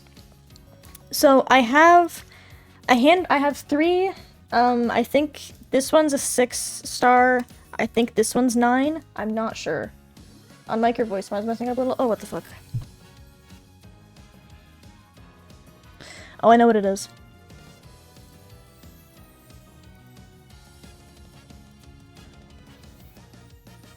That'd be why. Like cracks in your peak. It's probably because I've had the fucking jar voice on the whole time because it didn't turn off at the end of my stream. I'm going to kill myself. Okay. So, sparks. Sparks are important. Thank you for letting me know, Vigo Psycho. Sparks. I have mostly just been farming sparks for the last little while because there's not a whole lot else you can do. I have this one. You can pet the cutie. Pet cutie. So you can look closer and see the sparks. So this one is only gonna be. This is like 7-star. Is what's gonna be. So it'll be like 5-star wit, 2-star speed. Not the best, but having a 3-star wit. This is my first. So having a 3-star wit in general is kind of nice. But I don't use it as often as I used to because now that I've gotten these ones, so I've got what I think is pretty high. Okay, so this one's stamina 3-star, wit 3-star, stamina 3-star. So 3-star wit, 6-star stamina. Valuable, but the wit is not nearly as important. This one is more of what I go for because I think she's speed stamina. Yeah, stamina, and a 3-star speed. So I'll use her. Now, people will say stuff like, oh, well, for an encloser, you need to have a shit ton of power. In this regard, power and wit are kind of interchangeable. Not that you can't just not train power, but when you're doing speed training, that will be more than enough. You will get more than enough power if you just do regular speed training. So you don't really have to worry about that. I have this one for my speed. So these are usually the two that I use for damn near all of my careers. Because I'm lazy. And this is what I was using for Gold Ship. I was using the extra wit because Gold Ship needs the extra wit because wit also controls positioning. And that way, Gold Ship doesn't stay stuck in fucking 9th place like a dipshit. So having these high-level wit cards is really, arguably, rather important. But you don't want to split it up over too many different attributes here. Don't use guts. Just don't. Ho, don't do it. Because Gold Ship is a long-distance racer, despite being an encloser, she's still gonna need a decent amount of stamina to be comfortable. And I train most of my Umas not with the goal of winning the URA finale, though I usually do. Subtle flex, I guess. But I train them more with the goal of trying to get them comfortably into, like, daily races and stuff like that, because those are a different fucking breed. So, what I'm gonna do is I'm gonna swap out for my Kita-san. So we got speed, stamina, wit. So this will be fine for Gold Ship. I'm not going to sit through all of her events because she's fucking insane, and I can't be bothered. As we can see. Also, for the record, Pace Chaser Gold Ship is a thing you can do, and she's fucking terrifying when you do that. It makes no goddamn sense. But with the right sparks, you can do it. Theoretically, you could make fucking front runner Gold Ship if you wanted to. If you could get the sparks set up. Okay, so what skills do you automatically have? The coast is clear, anchors away, and then after school stroll. But this one is unique to end closer. You see, her skill is kind of fucky wucky because it's just like, get fast. It doesn't matter when. It doesn't give a fuck where you are. It doesn't give a fuck about anything. It's just like, halfway through the race, just get fast. It's just the fucking, hey, Gold Ship, can you lock in, please, button? So, what you do for the first year, and probably a little bit into this classic year, is you're trying to just build up the friendship into orange. Like, get these bars into the orange color so you can get rainbow training. What exactly you train is really not that fucking important. At least in the first year. Especially if you have, like, half decent sparks, you really don't need to worry. And losing the debut race is not as big of a deal as it sounds. So, you're fine.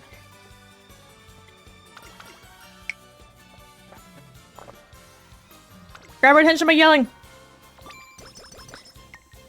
Ugh. Okay. Shut up! You're fine. Yes, a good chunk of this game is just gambling. See? She's fine. The gold chip is just kind of fucky-wucky. I don't know. I don't want to know. At this point, rest for sure. Because you're not going to get it right twice in a row. Hey, practice perfect. Free practice perfect just for fun and profit, I guess. And most of what I'll do as well is I will, whenever I like am a little bit low on energy, I'll train wit to get it back up. So that way I'm getting my wit trained up and not wasting too much time and still getting the energy back up at the same time. Excuse me. I will train that one though. New place is bodacious. Go to the beach. Bodacious beach. Why are you tired? Okay, so yeah, periodically Gold Chip is just kind of like, you know what, fuck you, and just kind of does some really weird shit and just like decides that she's not doing any training except for like one specific thing. You can do other shit during that turn. You can make her take a nap. If you want to make her take a nap, you can make her take a nap. It's great. I have a tendency to just make her take a fucking nap. She's like, I will only do this one kind of training, and I'm like, okay, we're not doing any training. Till you learn how to fucking act right.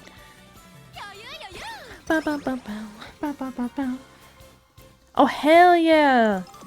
This fast and I've already got Swinging Maestro? Look at me go. Okay, so we'll take moderate increased navigation. Because I'm not gonna need Swinging Maestro this early. Like, I'm not gonna need it. I will get it, but not for now. Okay. So she is the favorite, and as long as you didn't, like, you know, rest your Uma the entire fucking time, you should usually be the favorite. There's something fucking wrong with my horse. Why is she so tall? Why is she so tall? You're not everyone. I eat better than normal today. Sleep well, sleep well. Enjoy your eeps. Thank you for hopping in. It was good to see you. Take care of yourself. Alright, now we now have the hey Gold Chip. Fucking stressed out. Shut up. Gold Chip and end closes in general will always feel kind of stressful. Gold Chip, don't get rushed. Don't do that. Okay, so the thing is that since they conserve their stamina so much, there's very little to be that concerned about. Anchors away! Cool. And then she just casually skadoodles up to the front. Because there's just something fucking wrong with her. Moderately increased navigation. Bing bang bong, we are in first. Like, a lot of it is RNG. It's really easy to get RNG'd with end closers. But they're not hard to train. If anything, they're really easy. Gold Chip especially. Because of the nature of her skill. Yeah? What are you doing? What the fuck are you doing? Why does it sound like the audio just cut off at the end of whatever it was you were saying? Okay. Gold Chip shows strong performance off the track and releasing the power of soybeans! Soybeans! Soybeans! She wants to enter a hot race next. Uh-huh. Bow, bow, bow. Okay. Give me some instructions! Under normal circumstances, people will say like, oh, never train guts. If there's 3 people sitting right fucking there, train guts. Bow, bow, bow. Go with the physical labor. Skill. What? I was counting ants. 2. Yeah, we'll take this one. If you can also get the one that you borrow be a max limit break, that will make your life infinitely easier. Give me decision making, because her running style gives me late surger. Yeah, I'll take it. We need more wit, and then I'll bump it back and attack me on. I respect her a lot, because that gives me 10 plus stamina. Can you tell that I play this way too fucking much? Yay! What? What is the problem? More guts. My least favorite, but fine. But like, I love the fuck-ass stats you end up with when you're doing this, because it's just like, why do I have 300 stamina? Why? If you cannot beat the gold chip, you become the gold chip. Yeah, if you don't manage to train her right, she just puts you in her fucking trunk and kills you. She turns you into gold and throws you into the fucking ocean. Call that a gold chip. It's a 50-50. I'm not gonna risk it. I'm not gonna risk it for a chocolate biscuit. Excuse me. Okay, so you're back up. I was counting ants and totally passed out. What are you counting them for, Golshi? Okay, let's get that one. Late November, we're about where I'd like to be. Back to power. If you cannot beat the ship, you become the ship. Sharks, dolphin, whales, whatever. Bring it on! Yeah? What the fuck is wrong with you? A party, a race, both? Okay, so these kind of only matter from what I've read. If, like, you automatically start with, like, the max range of awareness. So this only really matters if somebody is, like, knocking down your field of view, which isn't happening a shit ton. But, certainly has its place if you're fighting people with the fucking mean nature build. Okay, hopeful stakes. Oh, there's a bunch of enclosures here today. Damn, look at us go. Everybody's copying me since I saw it work so well last time. Bow bow bow bow. Bow bow. Yeah, it's the G1. I don't care. Yeah, so there's Narita Taishin as an encloser, and probably a handful of fucking generics. Shut up! Okay, so we're sitting all the way in the back, very comfortable, very good. Not terribly boxed in, so I will take it. We're sitting about front in the back. Try not to get rushed though this time, please. That'd be really nice if you didn't end up doing that. Okay, but this is comfortable, so if we can get, just like a knock into anchors away, and then you will pretty much just be fucking good, golden, off you fucking go. Okay. Gold ship's starting to scoot her way up, but she's also kind of uncomfortable in where she is right now, so if you can, like, slide the fuck out of there, that'd be kind of nice, girlfriend. Navigation. Oh, don't fly back like that. Oh, she gets fucking stuck. God damn it, Golshi.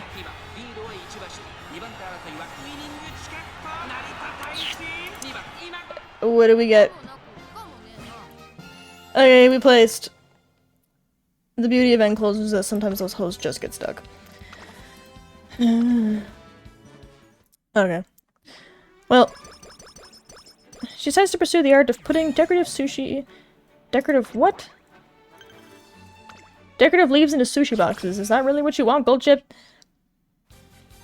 Uh-huh. Let's figure that out. Give me some energy. Okay, what do we got? Let's bring you in one of these, because you'll probably win.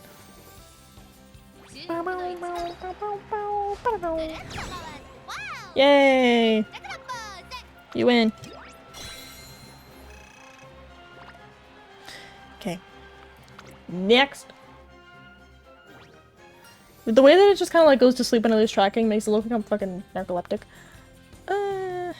Yay! You did good. Yeah, don't even shut up. Yes, you can. Yeah! You're fine. See, you're fine. I said you're fine, you're fine. Look at you go. Speed level 2. Red can mean many things. Yeah. Okay, now I will let you take a nap. Are you really gonna... Is this your first time trying melon soda? Training. Yeah, let's grab this one. Either way, it don't matter too much to me. Okay, get well soon, because then that bumps your energy. Yay! Okay, we have to do one more with Super Creek, and then we'll have everybody done. Having it done in March is not half bad. Oh, fuck off! I didn't even fucking see Special Week. Okay, fine. I will deal with Special Week as it comes up. Alright, well this will bump the fuck out of your stats, so I'm not worried. Who's calling me? Yay! I'm too pumped to go back to sleep. Okay.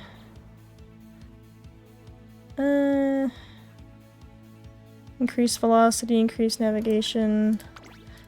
I'll get Maestro. Okay, I'm gonna get wet conditions. Because I think it's like plus 20 speed for those, and then plus 40 speed for like the 2 circle option. So getting just like the 1 is arguably enough for what I've been doing. Okay, Golshi. Figure it out, please. Can you please lock the fuck in this time? Maybe get us first.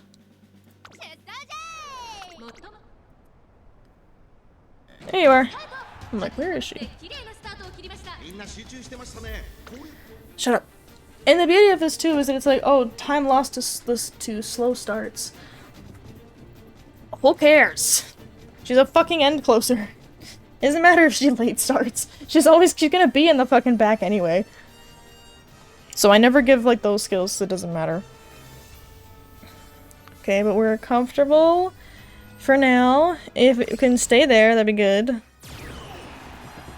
Yeah, send yourself. Send, send, send. Oh, you're on the outside too? Perfect. We've got this in the fucking bag. Yeah. 7, 6, 5. Oh ho ho, look at my horse. My horse is amazing. We're in second and then it goes away so I can't fucking see it. Golshi pulls ahead. Come on, Golshi.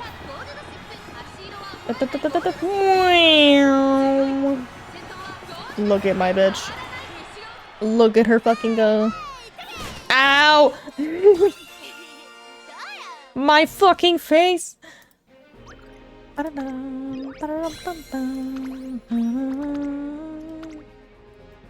Okay.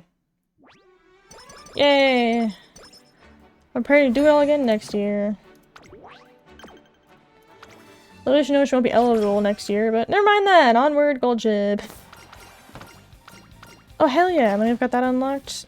And we've got Professor Courager unlocked. Look at us fucking go. Okay, we're in late April. Get racing, bitch. Let's go. I need the skill points.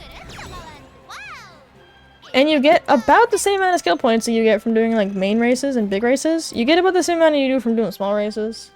From what I've been seeing. Which is why I'm not concerned. Passionate promises, heroic ambitions.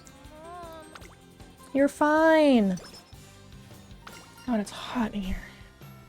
It's like 30 some degrees. It's gonna be hot as fuck all week and I'm not excited. Okay. Fine. Okay, so late May. Then I can probably get one more in. For June. And then it'll be summer camp. Yeah, perfect. I can do that run, rest, summer camp. CD is currently trending. Energy recovered. Nap time. Boop. Perfect. Even the mighty must fall. Must they though? Okay, get your fucking speed up. Okay, get your fucking stamina up, never mind. We have an event coming up soon too, so that means that I get to farm for probably another SSR support card, which is what I'm excited for. Because it's able to get the max limit break, one of my max limit break support cards, excuse me, through that event. You can smash watermelons together. Can you calm down? And she does really well because she's also max limit break. I think just from dumb fucking luck. I don't remember. How did you get so fast? Oh, she's getting bored, she. You do have to get your wit up to at least 400 before you get comfortable, but I try to do more for Golshi, because there's something fucking wrong with this horse!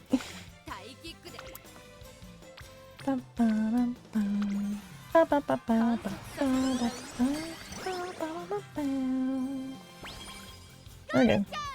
Golshi is erupting volcano! You're what now? 23 of 20 plus 9 skill points.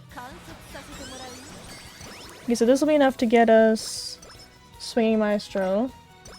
Bow, bow, bow, bow. Yeah, bitch, we're running a race. It doesn't matter. You try it, we'll go right water rafting instead, and you'll be the raft! I value my life too much, so I curate today's training schedule entirely around Goldchip's demands. No, bitch. It ain't gonna happen. What am I touching with my foot?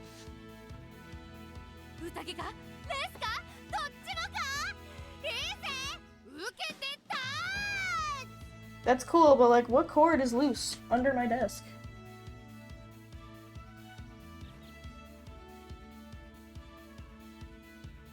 I don't know what cord this is. There's just a loose fucking cord under my desk and I don't know what's more. Yeah, shut up.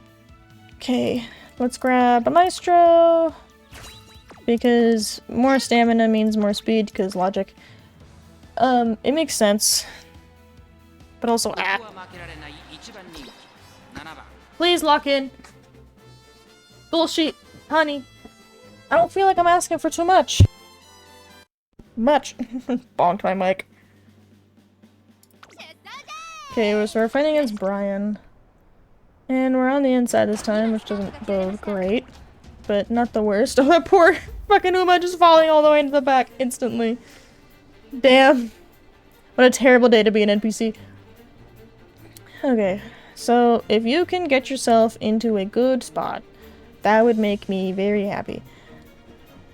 Okay, so you got Sand Sky all the way up front. We've got Golshi, pretty comfortable, but very easily could easily get boxed in if she's not careful.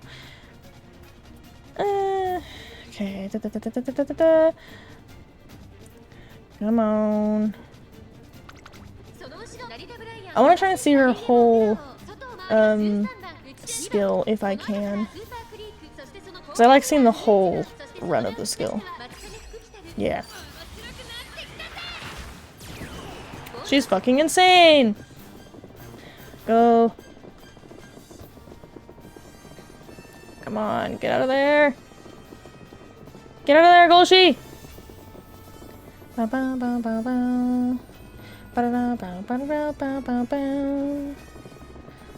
on, Goldchip. Come on, you're out. You're out. You're out. You're out. Holy fucking shit! Come on, Golshi, push it. I need you to lock the fuck in.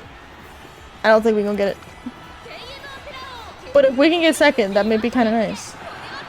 Damn it. Being able to shoot yourself up from like the fucking end, going pew, like we both saw that move, right? Okay. I did manage to win with Goldchip to get her unique epithet, and let me tell you this about that, it took me so fucking long because I needed to get like 5 million some odd fans with her for the event, and I was about ready to commit die. We should have 395. Why do you only want to do speed? I mean, this is fine. But you can just make her take a nap on those turns if it's a problem. Perfection. Okay, your wit is up high enough that I'm not too worried about it, but I try to get it higher. I usually spam speed and wit past a point. Don't have much of anything else. Nothing else that I really want. Put your ass in the cannon. For whatever reason, she's dressed as a fish. What? Huh? Okay. You can't ask questions about Gold Ship. You really can't. You can't have questions. You can't be too concerned. Okay, we're out. We got the wet conditions. Late start, but again, you're an end closer. Who cares? Okay. And whoever the fuck you are is just in the front. Okay. Just on the inside is a memorial gazebo. Okay. Scoot your way out. Get yourself in a nice comfy position. Don't push yourself too hard too early. But definitely get around a good amount of people if you can. Swinging Maestro is nice. We like that. See, getting the cannon is a long one. Ow. Alright. Alright. Where are you stuck? Okay. Okay, come on. I need you to get around these bitches. Come on, Gold Ship. Don't get stuck. Don't get stuck. There's a big open gap there if you can just push yourself through it. Come on! Yes! Get your ass through that gap. Okay, we're all in the last spurt. We are, I believe, in the top 5, but if you can just scoot your ass right in there.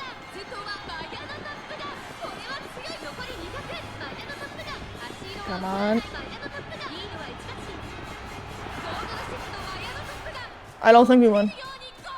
Nope. I'm like, I don't think we won. But it was like right at the edge. Yeah. Crunch.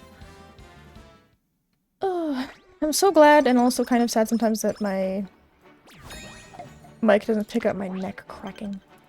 Okay,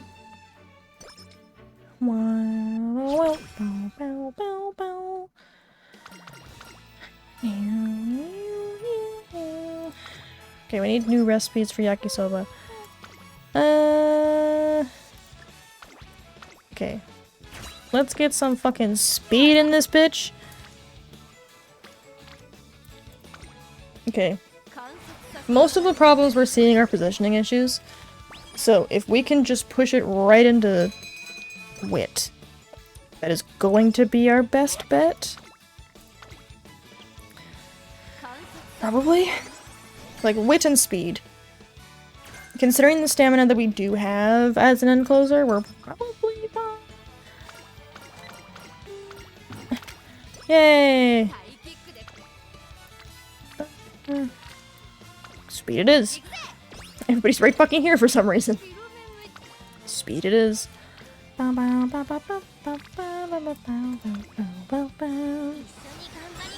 Okay.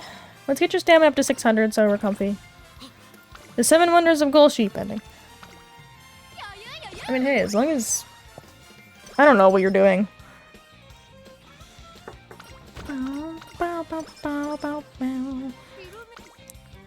Okay, we got weight up to 500. Let's bring our speed up. Ah. And this should put our stamina up, if not very, very close to 600. Oh man, it's gonna receive a divine revelation. Speed, stamina, stamina. Yes. Stamina up by 42. This should be 600. Well, a lot of weird shit happening. Oh, perfect. 600 exactly. Look at us go. More wit. Wit is positioning, and then also keeps you from screwing up, keeps you using your skills more often. And then also refreshes your stamina, like it rebuilds it. I don't think it rebuilds it fast enough to really be too significant in that regard, but it does do that. So it's good for, like, you know, a backup. Because you don't want to be training fucking guts of all things. Oh, you're right in the middle too, that kind of sucks. Okay. How'd you unlock the anchors away thing? So Golshi starts out as a 2-star, I think, right? I have all of the Umas, like all of the ones that I do have, and I'm pretty sure I have all the 2 stars. They're already put up to 3 stars, and that's how I have her outfit and her better skill. Like, her current skill is something similar, it's another boat fucking reference. But if you get them all up to 3 stars, then it goes from like slightly increased speed to increased speed. So it is like a significant jump, so you get the unique epithet and you get that better skill. I'll pull up my thing at the end. Anchors away! Yeet! Okay. She's starting to scoot her way up. Frilled Orange, hold on to the lead. Yeah? Goal, she's coming for your ass! Goal, she's coming! Late navigation. Fly past Rice Shower. And it's fucking gone. We're gone. Goodbye. Goodbye. Jesus Christ. Goodbye. And it's just gone. So fucking gone. I imagine being anybody else in this race. Just like... So, 1, 2... So it takes a whole 2 seconds for the next one to go. 10 legs! Oh. The power of my horse. Ow! The power of my horse is unmatched. The power of my crazy fucking horse is unmatched. Look at my horse. There's something fucking wrong with her. My horse is real stupid. My horse is concerning.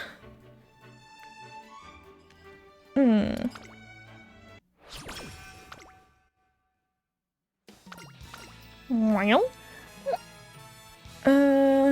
You're a youngin' too, because you're already maxed, so I don't have to worry about that. The other reason I like that nice nature card is because if you pick the Now I'm Pumped 2 option, you get 20 friendship, which basically just like, boop, all the way up to the end. Excuse me. I know CD is trending. You want some of this? I don't. I really don't. I don't want any of this. I don't want it. I need some recreation in. Yay. A lovely place. Bear with it. Oh, come on! Curvature! You see, I have no remorse reactions. We'll have to up the page count. It's one of the gold ship takes for a while to cheer up after that. Alright. Why do you look so fucking mad? Okay. Comfortable wit, comfortable stamina. Everything's in like a fine range. And the funny thing is that I currently have vodka as my star Uma. So if you're playing this game and you're friends with me, you can borrow her and use her lovely little 3-star. Oh, being right in this right there is not the best. Okay, Silent Suzuka is all the way up in the front because she's like that. Hey Golshi, do you want to maybe get the fuck out? And not just sit in 18th? God, you fucking scare me. Stop it. Stop, please. Please, Lord, you scare the fuck out of me. Some days. Like, even though I have her trained really well, it's so much easier for them to get RNG'd. Like, you don't get fucked over as hard with like a front runner unless you end up having them get slow started, which is really easily fixed with a skill or with higher wit. But then the second is kind of like, no. Goose is playing Stellaris. Okay, we're in a good position though. Goldship's arms are fucking pumping away. Look at her go. Come on, Golshi. Come on, Golshi. Yeah! Yeah, that's what I like to see. Clonk! I'll be fucking concussed by the time I'm done with this horse.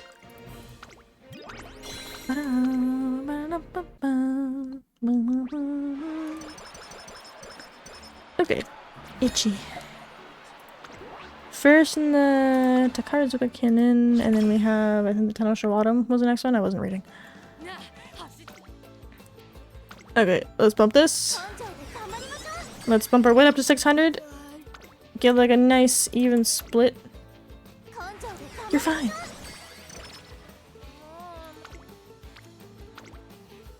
Yeah! I'm like gambling. Fuck it. Okay, now I'm gonna let you rest and relax. Refreshing ocean swim, number of cicada shells. I don't think it matters which one you pick. Because both of them are wrong.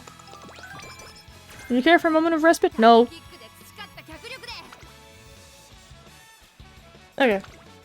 Well, let's, I guess, get our speed up to 700. Fast as fuck, boy! Bow, bow, bow, bow, bow. Bow, bow, bow, bow. And you got a fan letter. Look at you fucking go, girl. I like how my stamina's still level 1 training because I just haven't done a lot of it.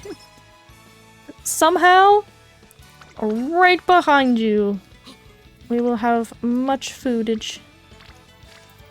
Let's get it ranked up. While we're here.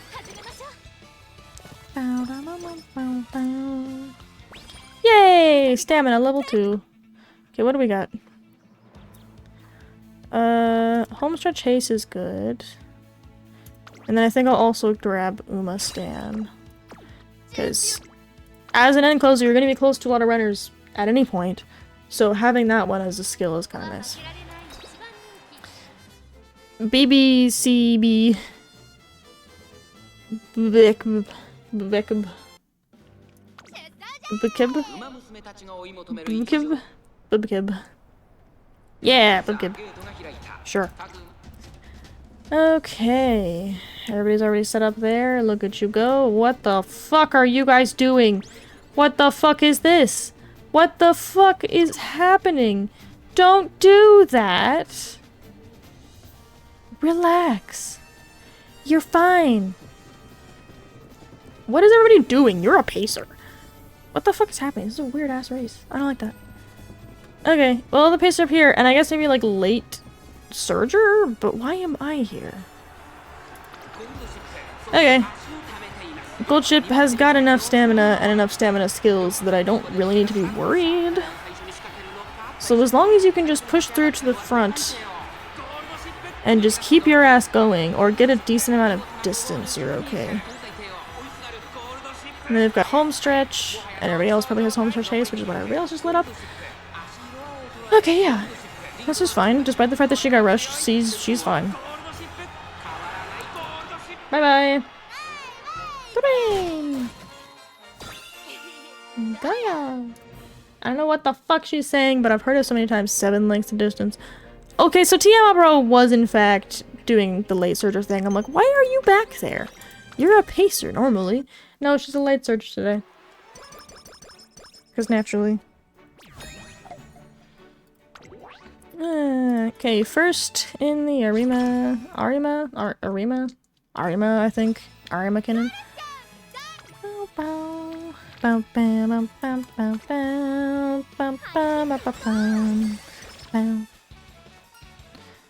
Right behind you. Give me the stamina. Give me the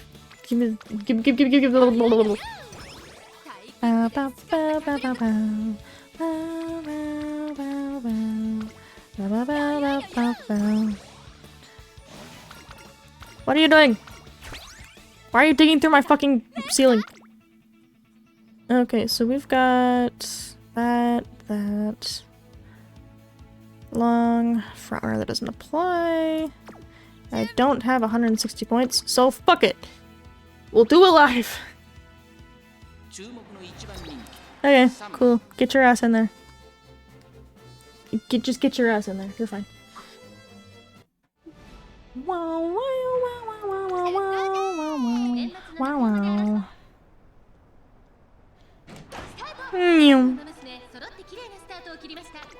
Okay, we didn't late start.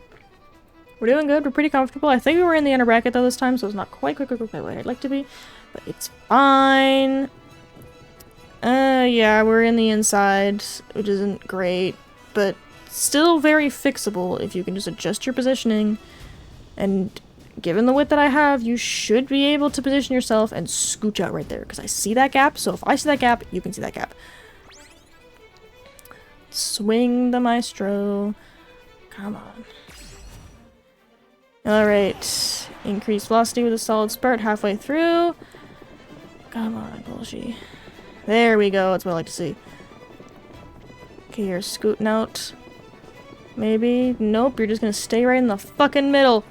Cool, thanks, Gold Ship. Thank you so much. I think she's up there. Okay, yeah, this is good, this is good. Come on. Come on, come on, come on, come on. Oh, thank you for locking the fucking Gold Ship. Please continue to lock the fucking... Please, please. Yes, okay, okay, okay. Thank you. Jesus. This horse scares me! I am concussed, I am dead. I have been killed by my horse.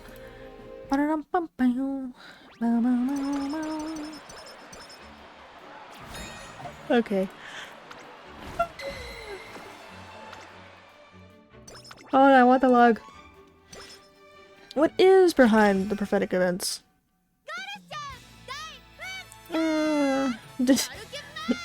Director Akikawa waiting for her figures! The ticket to Eden, it's just Akikawa who was trying to keep her interested in racing because the director knew damn well nothing else was gonna work. Let's take that, get up to 700. 700 even? What a nice number. Okay. Let's take this. Slightly increased velocity when close to many runners. Blah blah blah blah blah. I'm now going to go and win the URA finale. These ones I'm not gonna watch because I'm not gonna have... It's not gonna make any sense for me to watch them because I'm realistically not going to be able to fix anything because there's one turn in between each of these races. Like beforehand, part of the reason you can watch them is so you can see exactly what the issue is. So, let's just get your speed up.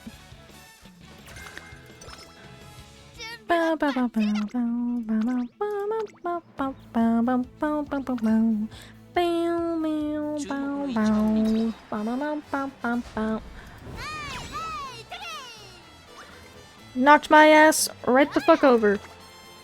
You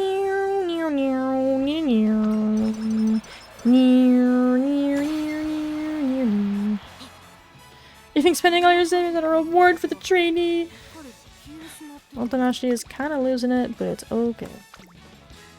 We'll do more speed. More speed's always good. Go fast. More go fast. Okay, is there anything else that I can grab? Yeah, we'll take ramp up. Because you're doing a lot of passing as an end closer. So fucking go. Be gone. Alright, cool. Your favorite all the way up. Cool. Cut up! Gold Ship, the Fickle Maiden.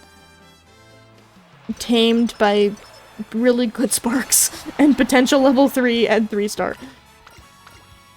Because they are a lot harder to train, I will admit, when you don't have those things. This just makes it easy. Yay! Bow, bow, bow, bow, bow, bow, bow, bow. Okay, we got 242 skill points. Increased velocity when near the inner rail. I'm passing a late race. Let's take this gold skill. Just to, like, you know, deal with evil nature as a possibility. Bow, bow, bow. This kind of sucks she's not a B rank. Oh. They're worsening.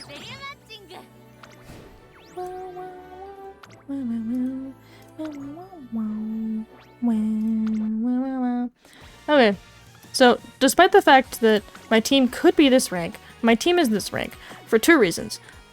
Because I'm building more upon stamina than anything else, because like this is my gold ship with 900 stamina. Because duh. Date acquired. Come on. Descending. Okay, so in comparison, but having like these stats is infinitely better. So I'm gonna stick her there as an encloser. And then that bumps up a little bit, but part of what I'm also doing here is just like unapologetic sandbagging. But less important, let's look at whatever the fuck I've been doing recently, which is being a problem. All of these bitches are now considered 3 stars. I don't have any of the ones that like aren't. Like I've collected all the 2 stars by now because it's not hard. I've gotten everybody leveled up their star ranking, which means they unlock their like special fucking racewear.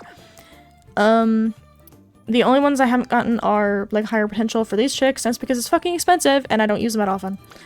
I'll get Daiwa Scarlet next because we love Daiwa, frankly.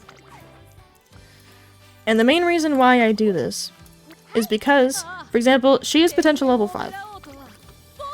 She starts with having these skills as her options, and her skill is like automatically level 2 to start. So you can get her up to level 5 of her skill, which I've done, and it cracks her the fuck out. In comparison, I don't have anybody that I can really compare to, but so like Prideful King, it's a greatly increased velocity and a true display of skill with 200 meters remain after racing calmly. So it's probably just like increased velocity or slightly increased velocity is what the skill is before you get her up to 3-star and unlock her main racewear. But doing shit like that is important. I would argue that I'm at the point now where getting my support cards up is a lot more important. So I've been happily spending money on this bullshit. And also because you get better support bonus if you have higher ranks. So, higher levels I mean, but whatever. Everybody here is at least level 20 because level 20 minimum ups my support bonus, and I got it up by a whole 1%. Wow. Exciting. Which I feel like just shows that there is something fucking wrong with me. So, alas. This was chaotic. We went from ASMR relaxing to let's train Gold Ship, which is probably the least relaxing thing you can do with your time. So, I'm going to make them shut up. Silence. Silencio. Okay. I'm just gonna get rid of that window capture. Otherwise it's gonna be kind of a mess. Okay, perfect. So, I don't know why it didn't show up in my regular game capture, but we got it figured out. So, I'm gonna go find somebody to raid. Might be ASMR with somebody else. I don't know. We'll go on vibes. I will see you guys on Thursday for Yakuza. As always, but this will be the last week that I do something normal. Next week we're switching into probably this time slot, 6 p.m. to 9 p.m. For streaming, because that's what everybody overwhelmingly voted for in the Discord server. So we're gonna go for that, and we'll see where we go from there. But anyway, thank you guys for hanging out with me. I will see you guys on Thursday. Bye bye. I'm also looking forward to see what you sent me in Discord, Amigo Psycho, because I want to see that fucking voice recording that I asked you for. And then I can also make you some music in response. So, lovely art trade. See you guys on Thursday. Bye bye.